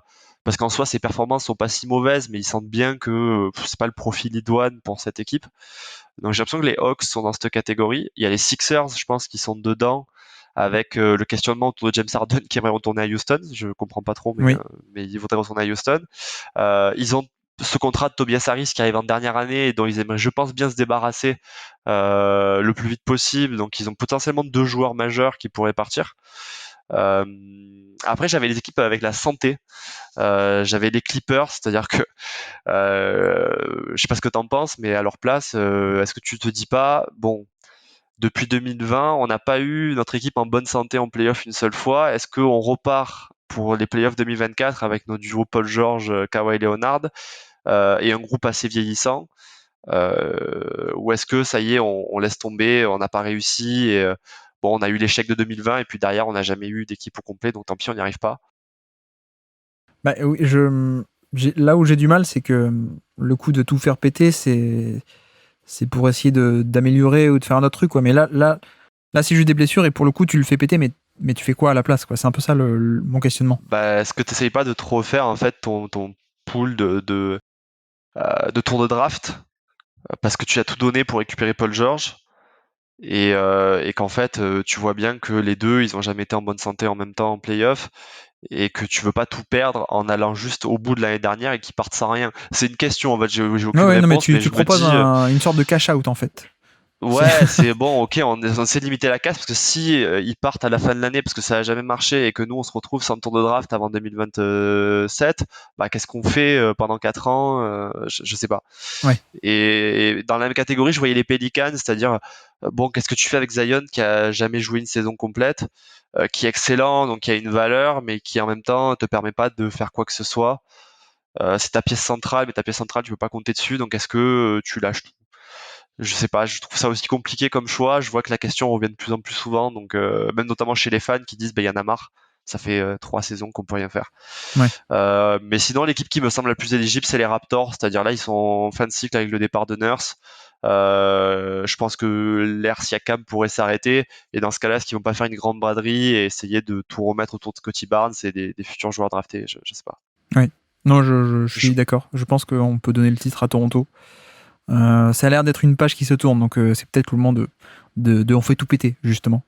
Avec Siakam, avec Van Vliet qui est free agent, je crois, si je dis pas de bêtises. Bah, possible. Anunoby qui pourrait être échangé. Enfin bref, Toronto, je pense qu'on peut leur donner le trophée. Après, j'ai quelques candidats à évoquer. Autre, vas-y. Non, mais les Sixers, effectivement, le problème, c'est que, c'est que si James Harden s'en va, ça remet un peu tout en question sur ton identité d'équipe, parce que tu peux pas avoir Tyrese Maxey qui fait ce que faisait Harden en fait. Il peut avoir un plus gros volume Tyrese Maxey, mais il va pas pouvoir le remplacer, donc ça remet un peu en question l'identité de l'équipe. Mais à la limite, moi, je les mets pas là-dedans parce que je leur dis pas d'être un candidat, on fait tout péter. J'ai bien aimé ton côté cash-out des Clippers. Ça peut s'envisager, même si moi je ne le ferai pas forcément. Je pense qu'ils le feront pas non plus. Ils sont allés trop loin là dans leur construction pour pas essayer au moins une fois quoi. Cleveland, je me pose la question s'il faudrait pas tout faire péter au niveau du coaching staff. Mais apparemment, c'est pas le projet. Non, c'est pas le projet. Ça a été annoncé, donc je les ai pas mis dedans. Ouais, on est d'accord. Non, mais effectivement. Mais parce que l'équipe en elle-même est cohérente. Quoique, est-ce qu'au niveau du spacing, enfin, je sais pas, peut-être on peut se poser des questions sur cette raquette, mais je pense qu'il est encore très tôt pour se les poser. Donc, j'attends de voir plutôt d'abord avec un bon coach, mais ce sera pas pour l'an prochain, malheureusement. Est-ce que c'est pas une question de profondeur finalement Cleveland, c'est-à-dire en fait ils avaient pas de banc, ils ont pas encore leur poste 3 titulaire. C'est ça. Et du coup forcément en playoff, quand t'as pas de profondeur et pas de polyvalence, pas de coach, c'est compliqué quoi. Ouais. Ouais, et pas de coach. Ouais, donc ça fait trop de choses contre eux, mais en soi j'ai l'impression que les 4 joueurs du 5 de départ sur lesquels ils ont compté, ça a l'air compatible quand même, ça peut marcher je pense. Oui, tout à fait. Ils ont payé cher pour avoir Donovan Mitchell, donc c'est un peu le contre-coup, c'est qu'ils n'avaient pas de bons atouts sous la main. Mais bref, non, j'avais deux autres candidats un peu secrets, un peu sous les radars, pardon. J'avais les Warriors. Je me demande à quel point il n'y a pas besoin de faire un peu péter et de pas repartir exactement comme cette année. Et alors, pas Curry, pas Draymond évidemment, parce qu'on sait qu'en plus Draymond pourrait être free agent, mais eux non. Mais par rapport à Klay Thompson ou par rapport à la situation de Jordan Poole, je pense qu'il est clairement temps d'agir parce que voilà, si tu as envie de Curry, ça commence à être la fin bientôt, donc il y a encore 2-3 bonnes années avec des runs de playoff potentiels à faire. C'est un peu le moment d'agir. Donc Jordan Poole, ça me paraît assez évident qu'il faut faire péter pour le remplacer par quelqu'un, ou alors Klay Thompson, qui est aussi payé très cher, je ne sais pas. Mais je imagine plus faire péter du côté de Jordan Poole. Je sais pas ce que t'en penses. J'ai l'impression qu'il y a un peu, avec ce qu'ils ont vécu comme équipe, une obligation d'aller au bout de ce trio. Green, Thompson, Curry, ouais. Et que du coup, même si en soi, effectivement, la logique voudrait que Klay Thompson ne fasse plus partie forcément du projet, il y a cette obligation morale d'avoir une continuité et de voir cette équipe partir ensemble. Ou alors ça peut être une renégociation salariale plus basse pour Klay Thompson, on fait exploser Jordan Poole et on fait exploser certains jeunes et on apporte des vétérans et des 3&D, et voilà quoi, ça peut être un remodelage plutôt. Voilà. C'est ça, je pense que s'il y a un mouvement, ce sera un remodelage autour du trio, mais qu'il n'y a aucun membre du trio qui est en danger parce que ils veulent les voir partir à la retraite en tant que Warriors quoi. Et dans ce côté un peu remodelage, un peu agressif, je mettrais les Suns, moi. Je mettrais Phoenix. Même si je sais que Chris Paul nous a déjà fait le coup une fois de « Ah ben non, c'est la fin de carrière ». Et en fait, non, j'étais juste un peu blessé, maintenant ça va mieux. Il nous a fait le coup à Houston en 2019. Mais là, il est quand même très vieux, il a plus le même âge, il a 37 ou 38 ans, je crois.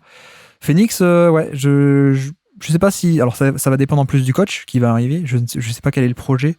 Mais faire péter du côté DeAndre Ayton et faire péter du côté Chris Paul et remodeler l'équipe autour de Booker et Kevin Durant, ça pourrait se tenter, je pense.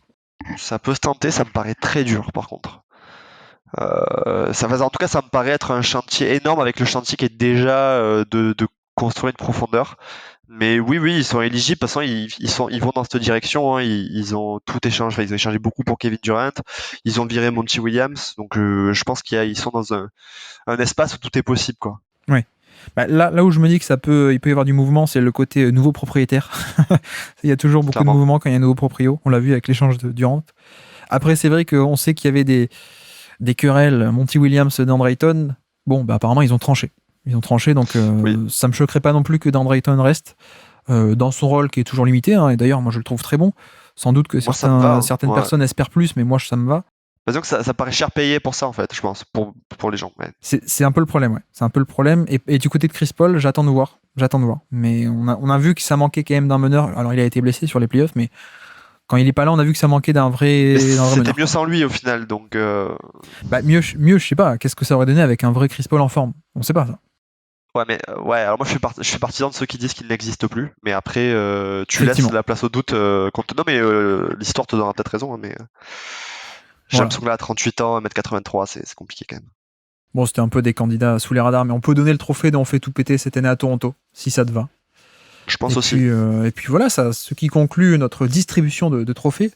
On n'a pas chômé, on a donné pas mal de belles médailles et de beaux trophées. Mais en tout cas, merci beaucoup, Jérémy, d'être passé sur le Basket Lab pour cette remise de trophées. Bah, avec plaisir, le concept me plaisait bien l'année dernière quand N5 était passé. Donc content d'avoir pu le faire. Merci à tous d'avoir suivi cet épisode, j'espère que ça vous aura plu, évidemment.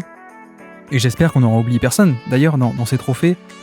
Mais voilà, c'est vrai que du coup, le timing était parfait, puisque en même temps, les finales NBA et donc la saison dans son entièreté se conclut.